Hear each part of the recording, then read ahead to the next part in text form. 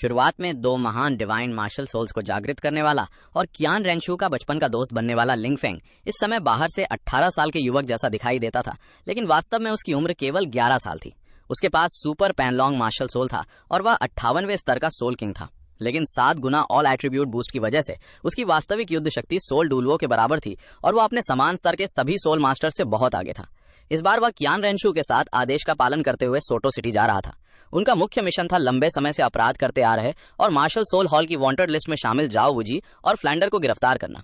उनके साथ सुरक्षा के लिए मार्शल सोल हॉल का 94वें स्टार का डिफेंस टाइप टाइटल डोलुआ बनशान भी था। उसका राइनो मार्शल सोल सक्रिय था, इसलिए रास्ते में वे बिना किसी रुकावट के आगे बढ़ते रहे और किसी ने उन्हें छेड़ने की हिम्मत नहीं की। रवाना होने से पहले कियान रेंशू ने एंजल हेड सोल बोन को पूरी तरह अवशोषित कर लिया था। उसने अपनी शक्ल सुरूद को पूरी तरह बदलकर छिपा लिया था और अपने 6 पंखों वाले एंजल मार्शल सोल की असाधारण शक्ति को भी पूरी तरह दबा लिया था। 11 साल का जिन चैन भी असाधारण प्रतिभा वाला था। उसके पास super golden dragon crocodile martial soul था। उसकी शक्ति बहुत पहले ही सोल किंग की सीमा पार कर चुकी थी और उसकी युद्ध क्षमता मार्शल सोल हॉल के अधिकांश एलीट सोल किंग से भी ऊपर थी। लिंग फेंग ने इमॉर्टल हर्ब्स की मदद से अपने आसपास के सभी प्रतिभाशाली बच्चों की प्रतिभा पूरी तरह बदल दी थी। हुलियाना, सीआईयूए और यान तीनों के पास अब जन से 9वें स्टार की सोल पावर थी।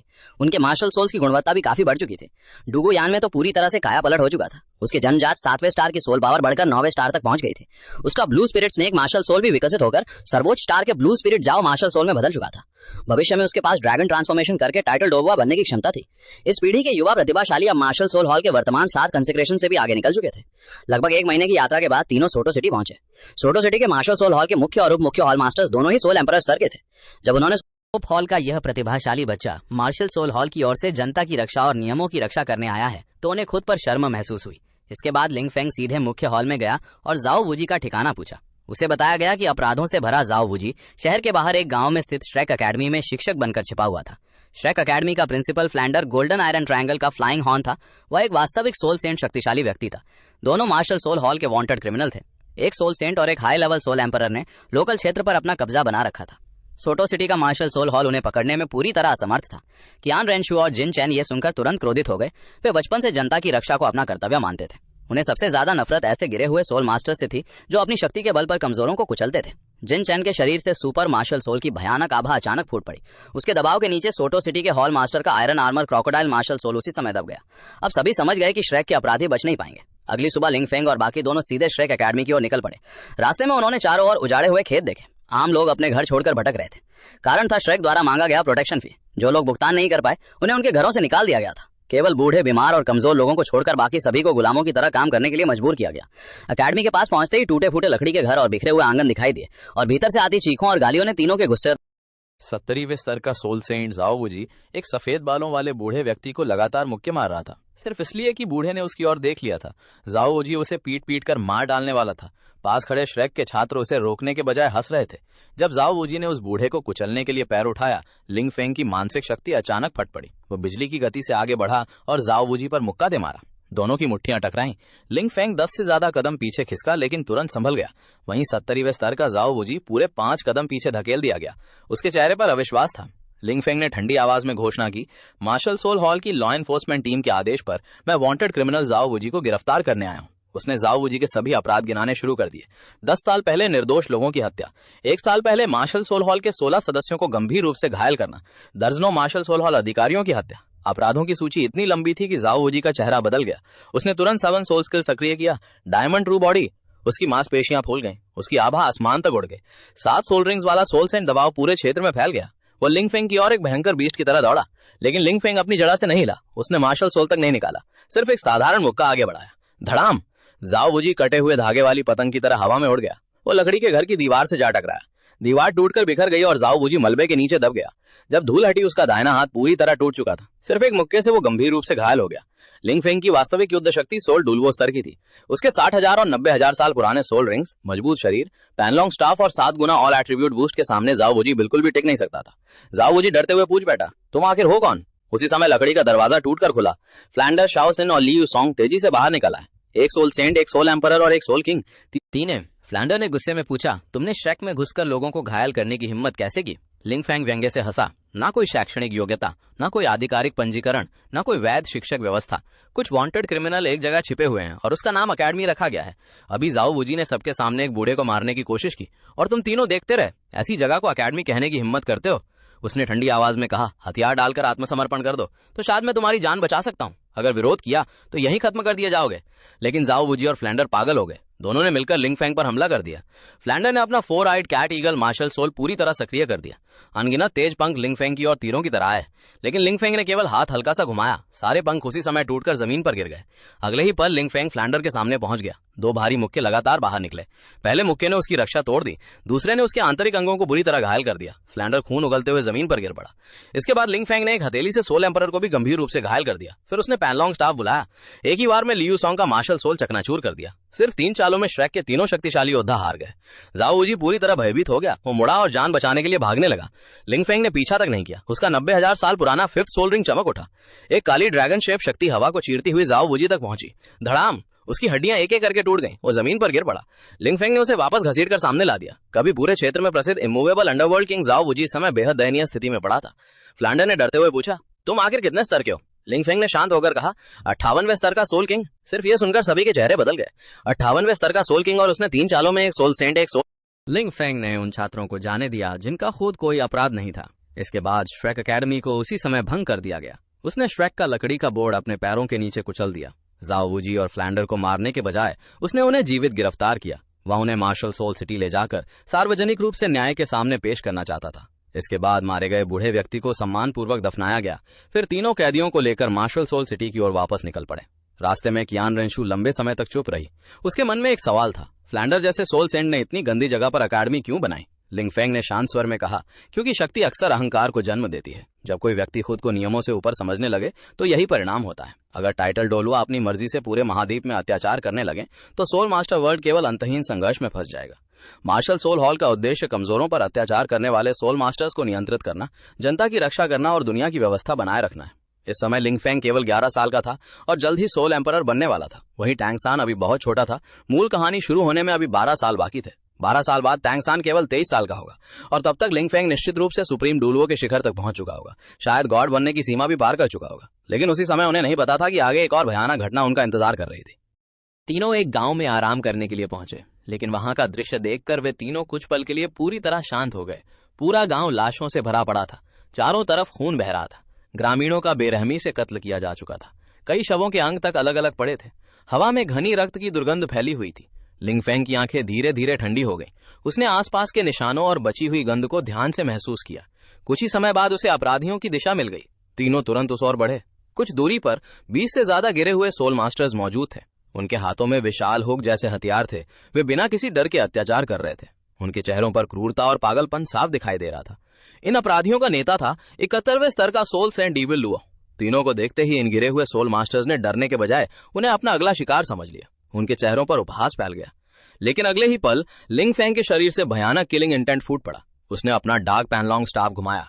पहला वार एक सोल किंग की कमर 2 हिस्सों में कट गई।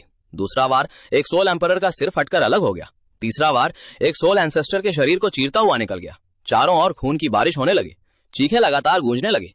इतने अपराधों में डूबे ये सभी गिरे हुए सोल मास्टर्स लिंग फेंग के सामने बिल्कुल भी पलटवार नहीं कर सके। कुछ ही समय में वे सभी जमीन पर मृत पड़े थे। केवल सोल सेंट ईविल लुओ अभी भी कांपता हुआ खड़ा था। उसके चेहरे पर अविश्वास था। उसे विश्वास ही नहीं हो रहा था कि एक युवा लड़के के पास इतनी भयानक युद्ध शक्ति हो सकती है। वह तुरंत अपनी जान बचाने के लिए 7 सोल स्किल सक्रिय करने लगा। उसका rotten giant demon martial soul पूरी तरह प्रकट हो गया। भयानक सोल पावर चारों ओर फैली गई। ईविल लुओ ने अपनी पूरी शक्ति से लिंग फेंग पर हमला करने की तैयारी की, लेकिन उसे बिल्कुल अंदाजा नहीं था कि लिंग फेंग का Panlong sacred dragon martial soul evil type martial souls पर प्राकृतिक दबाव रखता था। लिंग फेंग एक कदम आगे बढ़ा। उसके आंखों में ठंडी रोशनी चमकी। ईविल लुओ का विशाल मार्शल सोल उसी क्षण कांप उठा। उसके शरीर की सोल पावर अचानक बेकाबू होने लगी और फिर लिंग फेंग ने अपना पैनलॉन्ग स्टाफ उठाया। एक भयानक टुआ बाची ने सबसे पहले सबके सामने घोषणा की, आज से मैं आधिकारिक रूप से मार्शल सोल हॉल में शामिल होता हूं। इसके साथ उसे मार्शल सोल हॉल के 5वें एल्डर का पद दिया गया। लेकिन दूसरी घोषणा इससे भी ज्यादा महत्वपूर्ण थी। टुआ बाची ने कहा, सेंट ड्रैगन सेक्ट भी आज से मार्शल सोल हॉल में शामिल होगा। हम अपनी विरासत और नाम बनाए रखेंगे, लेकिन अब saint dragon sect martial soul hall के अधीन रहेगा। हमारे सभी सदस्य मार्शल सोल हॉल के सर्वोच्च संसाधनों का उपयोग कर सकेंगे। ये घोषणा होते ही पूरे महाद्वीप में हलचल मच गई। कुछ ही महीनों के अंदर मार्शल सोल हॉल के पास लगातार 2 नए टाइटल दुलुओ आ चुके थे। पहला 46 वर्षीय लेवल 93 कियान गु शाओये और दूसरा लेवल 91 टुआ बाची। इसके अलावा पहले से मौजूद कई शक्तिशाली कॉन्सेक्रेशंस और एल्डर्स भी थे। मार्शल सोल हॉल की कुल शक्ति अचानक कई गुना बढ़ गई। इसका असर तुरंत पूरे महाद्वीप पर दिखाई दिया। Heaven Dou empire, star Luo empire, 7 treasure glaze style sect और blue lightning tyrant dragon sect, सभी को यह खबर मिल गई। हेवन डो एम्पायर के सम्राट ने यह समाचार सुना तो काफी देर तक चुप रहा। उसके मन में पहली बार मार्शल सोल हॉल के प्रति गहरा डर पैदा हुआ। उसे समझ आ गया था सीधे टकराव का मतलब विनाश हो सकता है। इसलिए उसने तुरंत भारी उपहार तैयार करने शुरू कर दिए। वो खुद मार्शल सोल हॉल जाकर संबंध सुधारना चाहता था। स्टार लो एम्पायर की स्थिति भी अलग नहीं थी। वहां के सम्राट ने भी मार्शल सोल हॉल से टकराने के बजाय संबंध सुधारने का रास्ता चुना। 7 ट्रेजर ग्लेज स्टाइल सेक्ट के निंग फंगजी ने भी स्थिति को तुरंत समझ लिया। वो जानता था कि मार्शल सोल हॉल का उदय अब रोकना लगभग असंभव था। भविष्य में पूरे महाद्वीप पर मार्शल सोल हॉल का प्रभाव स्थापित होना तय लग रहा था। इसलिए उसने भी भारी उपहार तैयार किया और मार्शल सोल हॉल के साथ संबंध मजबूत करने का निर्णय लिया। केवल blue lightning tyrant dragon sect ने फिलहाल चुप रहने का फैसला किया। उन्होंने अपने शिष्यों को साफ आदेश दिया, मार्शल सोल हॉल को किसी भी हालत में उकसाना नहीं है, किसी भी विवाद से दूर रहना है। इस समय पूरे महाद्वीप की शक्तियों का रवैया एक ही बात साबित कर रहा था, मार्शल सोल हॉल अब पूरे महाद्वीप की सबसे शक्तिशाली संस्था बन चुका था। समय तेजी से गुजरता गया और देखते ही देखते 4 साल बीत गए। कभी 7 साल का लिंग फेंग अब 11 वर्ष का। सोल पावर तेजी से बढ़कर लेवल 58 पीक सोल किंग तक पहुंच चुकी थी। 4 वर्षों में उसकी सोल पावर 23 स्तर बढ़ी थी। लेकिन लिंग फैंग ने जानबूझकर अपनी थोड़पा को रोक रखा था। वो लेवल 60 की सीमा तक पहुंचने के बाद भी तुरंत आगे नहीं बढ़ा। उसका उद्देश्य था अपनी नींव को पूरी तरह मजबूत करना। उसके चौथे और 5वें सोल रिंग्स भी सामान्य सोल रिंग्स नहीं थे। एक लगभग 60,000 साल पुराना डार्क ड्रैगन सोल रिंग था और दूसरा लगभग 90,000 साल पुराना सर्वोच्च डार्क ड्रैगन सोल रिंग। उसकी शारीरिक शक्ति आइस और फायर से लगातार टेम्परिंग के कारण बेहद भयानक हो चुकी थी। उसकी मानसिक शक्ति भी उच्च स्तर के सोल एम्परर के बराबर पहुंच चुकी थी। इसलिए उसकी वास्तविक युद्ध शक्ति उसके लेवल 58 सोल किंग स्तर से बहुत आगे थी। दूसरी तरफ कियान रेनशू भी तेजी से बढ़ रही थी। वो स्थिर रूप से लेवल 53 तक पहुंच चुकी थी। जिन चैन का मार्शल सोल भी गोल्डन ड्रैगन क्रोकोडाइल की दिशा में विकसित हो चुका था। उसकी ब्लड लाइन और युद्ध शक्ति दोनों में जबरदस्त बदलाव आया था। तीनों बच्चों ने मिलकर एक शक्तिशाली टीम बना ली थी। वे लगातार युद्धों में जीत हासिल करते रहे। पूरे महाद्वीप में उनकी प्रसिद्धि तेजी से फैलने लगी। लेकिन इन 4 वर्षों में केवल लिंग फैंग ही नहीं बढ़ा था। डुलो महाद्वीप की मूल कहानी की घटनाएं भी धीरे धीरे सामने आ रही थी। आखिरकार हाउतियन सेट का ट्विन स्टार टैंग हाओ अपने जीवन के सबसे बड़े फैसले पर पहुंचा। उसने 1 लाख साल पुराने मानव रूप वाले soul beast blue silver emperor के साथ संबंध बनाया। ये सोल मास्टर वर्ल्ड के सबसे कठोर नियमों में से एक का सीधा उल्लंघन था। मूल इतिहास में मार्शल सोल हॉल की तरफ से केवल कियान चुंजी के नेतृत्व में सीमित शक्ति भेजी गई थी। आखिरकार कियान चुंजी मारा गया, टैंग हाओ का एक हाथ काट दिया। लेकिन इस जीवन में सब कुछ बदल चुका था। मार्शल सोल हॉल के पास पहले से कहीं ज्यादा शक्तिशाली योद्धा मौजूद थे। 95वें स्तर के पोप कियान चुंजी, 95वें स्तर के इमॉर्टल हर्ब से मजबूत हुआ जू दोलुओ, 93वें स्तर का घोष दोलुओ और सबसे महत्वपूर्ण लेवल 93 का कियान गु शाओये। उसके पास 1 लाख साल पुराना सोल रिंग था और उसके 2 divine level soul skills, dark abyss dragon strike और डार्क अबिस एंशिएंट शील्ड। ऐसी शक्ति के सामने ब्लू सिल्वर एम्परर को घेरना बेहद आसान था। लेकिन लिंग फैंग ने एक और महत्वपूर्ण बदलाव किया था। उसकी वजह से मार्शल सोल हॉल और स्टारडो फॉरेस्ट के देटियान के बीच गहरा सहयोग स्थापित हो चुका था। दोनों पक्षों ने एक स्पष्ट नियम बनाया था, सोल बीस्ट और इंसानों के बीच निजी संबंधों से पैदा होने वाले ऐसे मामलों को नियंत्रित किया जाएगा। इसलिए इस बार मार्शल सोल हॉल का उद्देश्य ब्लू सिल्वर एम्परर को मारना नहीं था, उसे जीवित पकड़ना था और फिर उसे दीटियान को सौंपना था। इस तरह मूल कहानी में होने वाली उसकी निश्चित मृत्यु भी बदल चुकी थी। इसी बीच कियान गु शाओये अपने बेटे लिंग फैंग को खोजने आया। उसने उसके कंधे पर हाथ रखा और मुस्कुराते हुए कहा, इस बार मैं 1 लाख साल पुराने मानव रूप वाले सोल बीस्ट को तुम्हारे लिए जीवित पकड़कर लाऊंगा। भविष्य में जब तुम्हारी शक्ति पर्याप्त हो जाएगी तो यह तुम्हारे लिए एक बड़ा अवसर बन सकता है। लिंग फैंग ने यह सुनकर कुछ नहीं कहा, क्योंकि वो पूरी कहानी के घटनाक्रम को पहले से जानता था। उसे पता था इस घटना में टैंग सान की मां की रक्षा करने के लिए अशुरा गॉड की शक्ति हस्तक्षेप कर सकती है। लेकिन वर्तमान मार्शल सोल हॉल की शक्ति को देखते हुए टैंग हाओ और उसके पीछे खड़ी शक्तियों के लिए स्थिति पहले जैसी बिल्कुल नहीं थी। अब यह केवल ब्लू सिल्वर एम्परर को पकड़ने की लड़ाई नहीं थी, ये उस क्षण की शुरुआत थी जब लिंग फैंग के बदल चुके संसार और मूल डुलो कहानी का सीधा टकराव होने वाला था। 3 मून डोलुआ ने शुरुआत में 2 महान डिवाइन मार्शल सोल्स को जागृत किया और वो कियान रेनशू का बचपन का दोस्त भी बन गया। मार्शल सोल हॉल के अंदर युवा लिंग फेंग पहले ही सब कुछ समझ चुका था। अब शुरू होने वाले टैंग हाओ के खिलाफ घेराबंदी अभियान को लेकर मार्शल सोल हॉल के सभी शक्तिशाली योद्धाओं को पूरा विश्वास था कि ये लड़ाई एक तरफा होगी। 95वें स्तर के टाइटल दोलुआ कियान गु शाओये के हाथ में सर्वोच्च मार्शल सोल डार्क पैनलॉन्ग स्टाफ था। उसके पास 1 लाख साल का सोल रिंग और शक्तिशाली सोल बोन्स का पूरा सेट था। उसकी युद्ध शक्ति सामान्य 95वें स्तर के टाइटल दोलुआ से कहीं आगे निकल चुकी थी। इसके अलावा 95 92वें स्तर के जू दोलवा युएग्वान, 93वें स्तर के गोस दोलवा गुई में और 95वें स्तर के पोप कियान शुनजी भी मौजूद थे। 4 टाइटल दोलवा की यह संयुक्त शक्ति किसी भी सामान्य शक्ति को कुचलने के लिए पर्याप्त थी। सभी की नजर में अभी तक टाइटल दोलवा नहीं बना टैंग हाओ इस घेराबंदी से बच ही नहीं सकता था, लेकिन केवल लिंग फेंग जानता था टैंग हाओ कभी सामान्य व्यक्ति नहीं था। उसके पीछे गॉड रेल्म की शक्ति छिपी हुई थी और यही उसकी सबसे बड़ी ट्रम्प कार्ड थी। कियान दाओ लियू को लिंग फेंग की चिंता बेवजह लगी। उन्होंने शांत स्वर में कहा, एक ऐसा व्यक्ति जो अभी टाइटल दोलवा भी नहीं बना, वो मार्शल सोल हॉल के सामने कितनी देर टिक सकता है। इसी समय लक्ष्य वाली घाटी के ऊपर चारों शक्तिशाली योद्धाओं ने अपना घेरा पूरा कर लिया। गुफा के अंदर टैंग हाओ और आयन छिपे हुए थे। जू दोलवा युएग्वान ने केवल एक नजर में गुफा के भीतर मौजूद 1 लाख साल पुराने सोल बीस्ट की उपस्थिति महसूस कर ली। कियान गु शाओये ने ठंडी आवाज में कहा, हाउतियन सेक्ट का ट्विन स्टार टैंग हाओ बाहर से चाहे जितना प्रेम का दिखावा करे, लेकिन उसके मन में असली लक्ष्य कुछ और है। गोस डोलवा भी व्यंग्य से हंसा, एक मानव रूप धारण करने वाले सोल बीस्ट के साथ संबंध बनाने वाला व्यक्ति प्रेम के नाम के योग्य भी नहीं है। गुफा के अंदर से 2 आकृतियां बाहर निकल आई। टैंग हाओ के काले बाल हवा में बिखरे हुए थे। उसके हाथ में विशाल हाउतियन हैमर था। उसकी सोल पावर बेहद हिंसक थी। वो गुस्से से दहाड़ा, बदमाशी मत करो। अगले ही पल हाउतियन हैमर अचानक विशाल हो गया। टैंग हाओ ने अपनी पूरी ताकत से चारों टाइटल दोलवा पर हमला कर दिया, लेकिन शक्ति का अंतर बहुत ज्यादा था।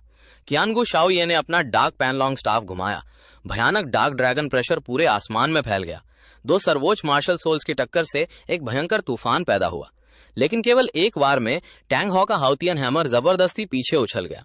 उसका शरीर भी कटी हुई पतंग की तरह उड़ता हुआ पहाड़ से जा टकराया। उसकी हड्डियां टूट गईं, मुंह से खून निकल आया और वो दोबारा लड़ने की स्थिति में नहीं रहा। 95वें स्तर की शक्ति के सामने 90वें स्तर के 8 सोल रिंग्स वाले टैंग हाओ का प्रतिरोध पूरी तरह टूट चुका था। अयन ने यह दृश्य देखा। उसकी आंखों में अब कोई उम्मीद नहीं बची थी। उसने आसमान में मौजूद चारों योद्धाओं से कहा, उसे जाने दो, मैं खुद तुम्हारे सामने आत्मसमर्पण कर दूंगी। लेकिन कियान शुनजी के चेहरे पर केवल ठंडी हंसी थी। एक मानव रूप धारण करने वाला सोल बीज भी मेरे सामने शर्तें रखने की हिम्मत करता है। यह सुनते ही अयन ने एक अंतिम निर्णय ले लिया। टैंग हाओ को बचाने के लिए उसने अपने 1 लाख साल पुराने सोल बीस्ट का सैक्रिफाइस शुरू कर दिया। लाल रक्तिम रोशनी उसके पूरे शरीर को ढकने लगी। उसकी आत्मा और जीवन शक्ति तेजी से जलने लगी। वो अपनी 1 लाख साल की सोल रिंग और सोल बोन सब कुछ टैंग हाओ को देने वाली थी। उसका उद्देश्य था टैंग हाओ के लिए टाइटल दोलवा बनने का रास्ता खोलना। टैंग हाओ दर्द से चीख उठा, अयन नहीं। उसकी चीख पूरी घाटी में गूंज गई। कियान शुनजी ने दृश्य देखा तो तुरंत आदेश दिया, सैक्रिफाइस को रोको। लेकिन एक बार 1 लाख साल पुराने सोल बीस्ट का सैक्रिफाइस शुरू हो जाने के बाद उसे सामान्य शक्ति से रोकना असंभव था। ऐसा लग रहा था कि टैंग हाओ अब जल्द ही 1 लाख साल की महान शक्ति हासिल कर लेगा। लेकिन तभी कियानगु शाओये के शरीर से अचानक एक काली ड्रैगन स्केल बाहर निकली। वो हवा में तैरने लगी और उसके भीतर से एक प्राचीन तथा अत्यंत शक्तिशाली ड्रैगन प्रेशर फैल गया। पूरा क्षेत्र सोल बीस्ट वर्ल्ड के सर्वोच्च शासक की शक्ति से भर गया। यह था डिटियान का ड्रैगन स्पिरिट मार्क।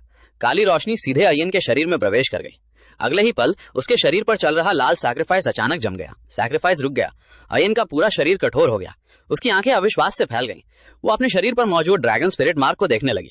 1 लाख साल पुरानी ब्लू सिल्वर एम्परर होने के कारण वो ट्रांसफॉर्मेशन के समय डिटियान को देख चुकी थी। वो जानती थी इस निशान का मतलब क्या है। सोल बीस्ट वर्ल्ड का राजा स्वयं उसे वापस बुला रहा था और इस आदेश का विरोध करना संभव नहीं था। अयन की आंखों में गहरी निराशा भर गई। उसके पैर कमजोर पड़ गए। वो जमीन पर घुटनों के बल गिर गई। उसका प्रेम, उसका सैक्रिफाइस, उसका प्रतिरोध, सब कुछ सोल बीस्ट वर्ल्ड के सर्वोच्च नियम के सामने बेकार हो चुका था। वो कांपती हुई बोली, लॉर्ड डिटियान। लेकिन तभी गंभीर रूप से घायल पड़े टैंग हाओ के शरीर से अचानक एक रहस्यमयी शक्ति फूट पड़ी। रक्तिम सुनहरी रोशनी विस्फोट की तरह चारों दिशाओं में फैल गई। उस शक्ति ने पूरे क्षेत्र को दबा दिया। ये हाउतियन सेक्ट की सोल पावर नहीं थी। ये किसी सामान्य मार्शल सोल की शक्ति भी नहीं थी। यह स्पष्ट रूप से गॉड रेल्म की शक्ति थी। कियान शुनजी को इस शक्ति से चोट पहुंची। यहां तक कि कियानगु शाओये ने भी अपने डार्क पैनलॉन्ग स्टाफ को कसकर पकड़ लिया। उसके चेहरे पर पहली बार गंभीर सावधानी दिखाई दी। रक्तिम रोशनी के भीतर टैंग हाओ की दोनों आंखें सुनहरी हो गईं। वो अचानक उठ खड़ा हुआ। उसने अयन को अपनी बाहों में उठाया और एक प्रकाश की धारा में बदलकर आकाश की ओर भाग गया। कियान शुनजी ने तुरंत आदेश दिया, पीछा करो। चारों टाइटल दोलवा ने एक साथ हमला किया, लेकिन उनके सभी हमले उस रक्तिम रोशनी से टकराकर वापस उछल गए। कोई भी उस शक्ति को रोक नहीं पाया। किसी को पता नहीं था कि यह असुरा गॉड की दूसरे संसार से की गई सहायता थी, लेकिन यह सहायता भी सीमित थी। टैंग हाओ अयन को लेकर हजारों ली दूर निकल गया और जैसे ही गॉड रैम की शक्ति समाप्त हुई, टैंग हाओ का शरीर अचानक आसमान से नीचे गिर पड़ा। वो वहीं बेहोश हो गया। अयन ने मुश्किल से खुद को संभाला। उसने बेहोश टैंग हाओ को देखा, फिर दूर से आती मार्शल सोल हॉल की शक्तियों को देखा। उसका दिल पूरी तरह टूट चुका था। डिटियान की ड्रैगन प्रेशर उसकी आत्मा पर अंकित हो चुकी थी। अब उसके पास भागने का कोई रास्ता नहीं था। कुछ ही देर बाद चारों टाइटल दोलवा वहां पहुंच गए। उन्होंने फिर से अयन को घेर लिया, लेकिन इस बार उसकी आंखों में डर नहीं था, सिर्फ मृत्यु की तैयारी थी। उसकी एकमात्र चिंता थी टैंग हाओ सुरक्षित है या नहीं। जब उसे पता चला कि टैंग हाओ की जान अभी सुरक्षित है, तो उसने अपनी आखिरी चिंता भी छोड़ दी। कियानगु शाओये को उसे डिटियान के सामने वापस ले जाना था। उसने झुककर बेहोश टैंग हाओ के होंठों को आखिरी बार चूमा। ये उनका अंतिम विदा था। फिर वो मार्शल सोल हॉल के साथ वहां से चली गई और पीछे टैंग हाओ अकेला जमीन पर पड़ा रह गया। लेकिन कहानी का असली सच अभी सामने आना बाकी था। काफी देर बाद टैंग हाओ को होश आया। उसने चारों ओर देखा, अयिन वहां नहीं थी। लेकिन जिस तरह से उसने प्रतिक्रिया दी, उसने उसके प्रेमी होने के पूरे चेहरे को चकनाचूर कर दिया। उसने दर्द में चीखने के बजाय गुस्से में दांत पीसते हुए कहा, बस थोड़ा और, सिर्फ थोड़ा और, मैं 1 लाख साल का सोल रिंग और सोल बोन हासिल कर सकता था, शापित मार्शल सोल हॉल। उसकी असली नाराजगी अयिन के चले जाने की वजह से नहीं थी। वो केवल इसलिए क्रोधित था क्योंकि उसके हाथ से 1 लाख साल का अवसर निकल गया था। और यहीं से टैंग हाओ का सबसे वास्तविक चेहरा सामने आया। उधर मार्शल सोल हॉल में लिंगफेंग चुपचाप खिड़की के पास खड़ा था। उसने पूरे घटनाक्रम को देखा था। उसे पहले से पता था कि असुरा गॉड हस्तक्षेप करेगा। वो ये भी जानता था कि टैंग हाओ इतनी आसानी से हार मानने वाला नहीं है। लेकिन अयिन को वापस लाए जाने के बाद लिनफेंग को उसकी वास्तविक स्थिति समझ आ गई। उसने अपने पिता कियानगू शाओये की ओर देखते हुए शांत आवाज में कहा, अयिन सिर्फ एक दयालु और दयनीय पत्नी है। उसे बहुत सोच समझकर धोखा दिया गया है। जब तक वो जीवित है तब तक उम्मीद बाकी है। इसके बाद अयिन को मार्शल सोल हॉल की जेल में रखा गया। लेकिन उसने न खाना खाया, न पानी पिया, न किसी से बात की। वो पूरे दिन जेल के कोने में बैठी रहती। उसका पूरा मन अभी भी टैंग हाओ की चिंता में डूबा हुआ था। वो मूर्खतापूर्वक इंतजार कर रही थी कि शायद टैंग हाओ उसे बचाने आएगा। 1 दिन और 1 रात बीत गए। फिर अचानक जेल का भारी लोहे का दरवाजा खुला। एक प्रभावशाली आकृति धीरे धीरे अंदर आए। काले बाल कमर तक लटक रहे थे। उसका चेहरा बेहद सुंदर था और उसकी सुनहरी ड्रैगन आईज में ऐसी शक्ति थी जिसे देखकर किसी भी सोल बीस्ट की आत्मा कांप उठे। वो था डिटियान। अयिन तुरंत उठी, फिर घुटनों के बल बैठकर अपना सिर झुका दिया। वो अपने अंतिम निर्णय की प्रतीक्षा करने लगी। लेकिन डिटियान के पहले ही शब्दों ने उसके मन में बची आखिरी उम्मीद को तोड़ दिया। अयिन हमेशा यह मानती रही थी कि टैंग हाओ उससे सच्चा प्रेम करता है। वो मानती थी कि टैंग हाओ उसके लिए पूरे संसार से लड़ सकता है। लेकिन डिटियान ने एक एक करके उसके सामने ऐसी बातें रखी जिन्होंने टैंग हाओ के झूठे प्रेम का पूरा नकाब उतार दिया। डिटियान ने पूछा, अगर वो सच में तुमसे प्रेम करता था तो 4 टाइटल दोलुआ के घेराव में गंभीर रूप से घायल होने के बाद सिर्फ वही क्यों जीवित बचा? उसका जान की बाजी लगाकर लड़ना किसके लिए था? तुम्हारे लिए या तुम्हारे 1 लाख साल के सोल रिंग और सोल बोन के लिए? अयिन की आंखें धीरे धीरे फैलने लगी। डिटियान आगे बोला, जब तुम्हारा सैक्रिफाइस असफल हुआ तो टैंग हाओ दुखी होने के बजाय क्रोधित क्यों हुआ? क्योंकि उसके हाथ से 1 लाख साल की शक्ति निकल गई थी। फिर उसने सबसे बड़ा सवाल पूछा, तुम्हें लगता है कि उसे भागने में मदद करने वाली शक्ति केवल संयोग? अयिन चुप रही। डिटियान ने ठंडी आवाज में कहा, वो असुरा गॉड की सहायता थी। एक ऐसा इंसान जो अभी टाइटल दोलुआ तक नहीं बना था, उसे गॉड की सहायता क्यों मिलती? क्योंकि वो शुरू से ही तुम्हारे पीछे छिपे अवसर पर नजर रखे हुए था। अचानक अयिन के दिमाग में अतीत की सारी घटनाएं एक साथ घूमने लगी। पहली मुलाकात, टैंग हाओ का उसके प्रति आकर्षण, उसका बार बार उसके सोल बीस्ट होने से जुड़ी बातें पूछना, उसका सोल रिंग, सोल बोन और सोल कोर के बारे में जानने की कोशिश करना। ये सब क्या सच में प्रेम था या शुरुआत से ही एक योजना? अयिन के चेहरे का रंग धीरे धीरे बदलने लगा। लेकिन डिटियान ने अभी सबसे दर्दनाक बात नहीं बताई थी। उसने कहा, जब तुम गंभीर रूप से घायल होकर बेहोश थी और मैंने टैंग हाओ को जबरदस्ती रोका, तब भी वो तुम्हें लेकर भागने की कोशिश नहीं कर रहा था। वो वापस उसी गुफा में गया और वहां से तुम्हारे बच्चे को उठाकर ले गया। ये सुनते ही अयिन के भीतर जैसे सब कुछ टूट गया। उसका प्रेम, उसका सैक्रिफाइस, उन दोनों के बीच का पूरा रिश्ता सब कुछ झूठ लगने लगा। टैंग हाओ शुरुआत से ही जानता था, इंसान और सोल बीस्ट का रास्ता अलग है। वो कभी भी एक सोल बीस्ट को लेकर हाउतियन सेक्ट में जाकर जीवन भर बदनामी नहीं झेलता। उसका उद्देश्य कुछ और था। पहला, अयिन के 1 लाख साल पुराने सोल रिंग और सोल बोन को हासिल करना, और दूसरा, उससे ऐसी संतान पैदा करना जिसमें हाउतियन हैमर और ब्लू सिल्वर एम्परर दोनों की शक्ति हो। एक ऐसी संतान जो भविष्य में सर्वोच्च प्रतिभाशाली बन सके। अयिन ने अपने हाथ कसकर पकड़ लिए। उसकी आंखों से आंसू बहने लगे। अब उसे समझ आ चुका था, जिस इंसान से उसने पूरी जिंदगी प्रेम किया, जिसके लिए उसने अपनी 1 लाख साल की शक्ति तक सैक्रिफाइस करने का फैसला किया, वही इंसान उसके प्रेम से नहीं बल्कि उसके शरीर में छिपे अवसरों से प्रेम करता था। डिटियान ने उसे ध्यान से देखा, फिर शांत आवाज में केवल इतना कहा, जिंदा रहना हर चीज से ज्यादा महत्वपूर्ण है। कुछ देर तक अयिन बिल्कुल शांत रही। फिर उसने धीरे धीरे सिर उठाया। उसके चेहरे पर पहले जैसी कमजोरी नहीं थी। उसकी आंखों में एक नई दृढ़ता जन्म ले चुकी थी। लिंगफेंग के शब्द उसे याद आए, जब तक तुम जीवित हो तब तक उम्मीद है। आखिरकार उसने खुद को खत्म करने का विचार छोड़ दिया। अब वो जीवित रहेगी। वो अपनी आंखों से देखेगी कि टैंग हाओ जिस बच्चे को अपनी सबसे बड़ी ड्रम कार्ड बनाकर ले गया, भविष्य में कैसा इंसान बनता है। अगर वो टैंग हाओ की तरह धोखेबाज और षड्यंत्रकारी बना तो अयिन खुद उस गलती का अंत करेगी। और इसी के साथ लिंगफेंग का अगला लक्ष्य भी तय हो गया। उसे जाना था सोटो सिटी। वहां मौजूद श्रेक अकेडमी को तोड़ना था, पुराने सभी हिसाब चुकता करने थे, और सबसे महत्वपूर्ण, टैंग सैन को मिलने वाले भविष्य के सभी बड़े अवसरों को एक एक करके खत्म करना था। क्योंकि इस बार डूलुआ महाद्वीप की कहानी वैसी नहीं चलेगी जैसी इतिहास में लिखी गई थी। शुरुआत में 2 महान डिवाइन मार्शल सोल्स को जागृत करने वाला और क्यान रेनशुए का बचपन का दोस्त बनने वाला लिंगफेंग इस समय रक्त रंजित गांव में मौजूद था। गिरे हुए सोल मास्टर्स के नेता ईविल लुआओ के दोनों हाथ टूट चुके थे और उसके 7 छिद्रों से खून बह रहा था। वो जमीन पर घुटनों के बल गिरा हुआ लगातार अपनी जान की भीख मांग रहा था।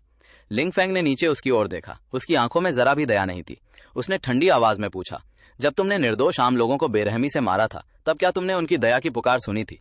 ईवल लुआ के पास कोई जवाब नहीं था। उसके पास अब केवल डर बचा था। लिंग फेंग ने उसकी ओर दोबारा देखना भी जरूरी नहीं समझा। वो मुड़ा और क्यान रेन श्वे की ओर देखा। क्यान रेन श्वे ने हल्के से सिर हिलाया। उसकी दोनों आंखों का नकली काला रंग धीरे धीरे बदलकर शुद्ध और चमकदार सुनहरे रंग में बदल गया। उसका 8 पंखों वाला एंजल मार्शल सोल पूरी तरह प्रकट हो गया। 8 सफेद पंख धीरे धीरे फैल गए।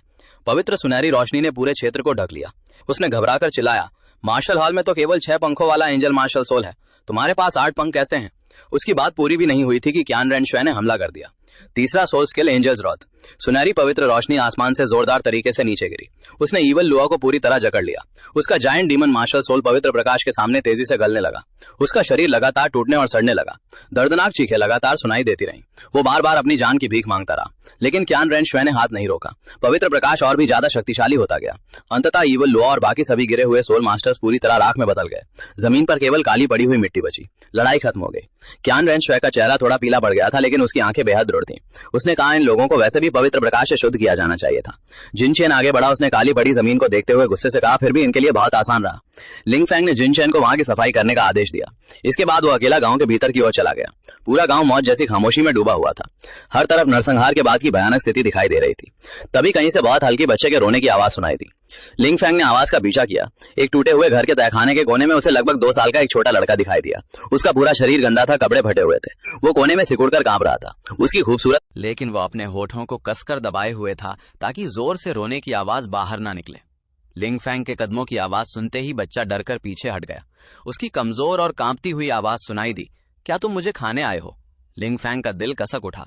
उसने हाथ बढ़ाकर बच्चे के सिर पर हल्के से हाथ फेरा, फिर अपनी आवाज को नरम करते हुए कहा, डरो मत, मैं तुम्हें बचाने आया हूं। लड़के ने लिंग फेंग को सीधा देखा। इस बार वो पीछे नहीं हटा। लिंग फेंग ने उसे अपनी बाहों में उठा लिया।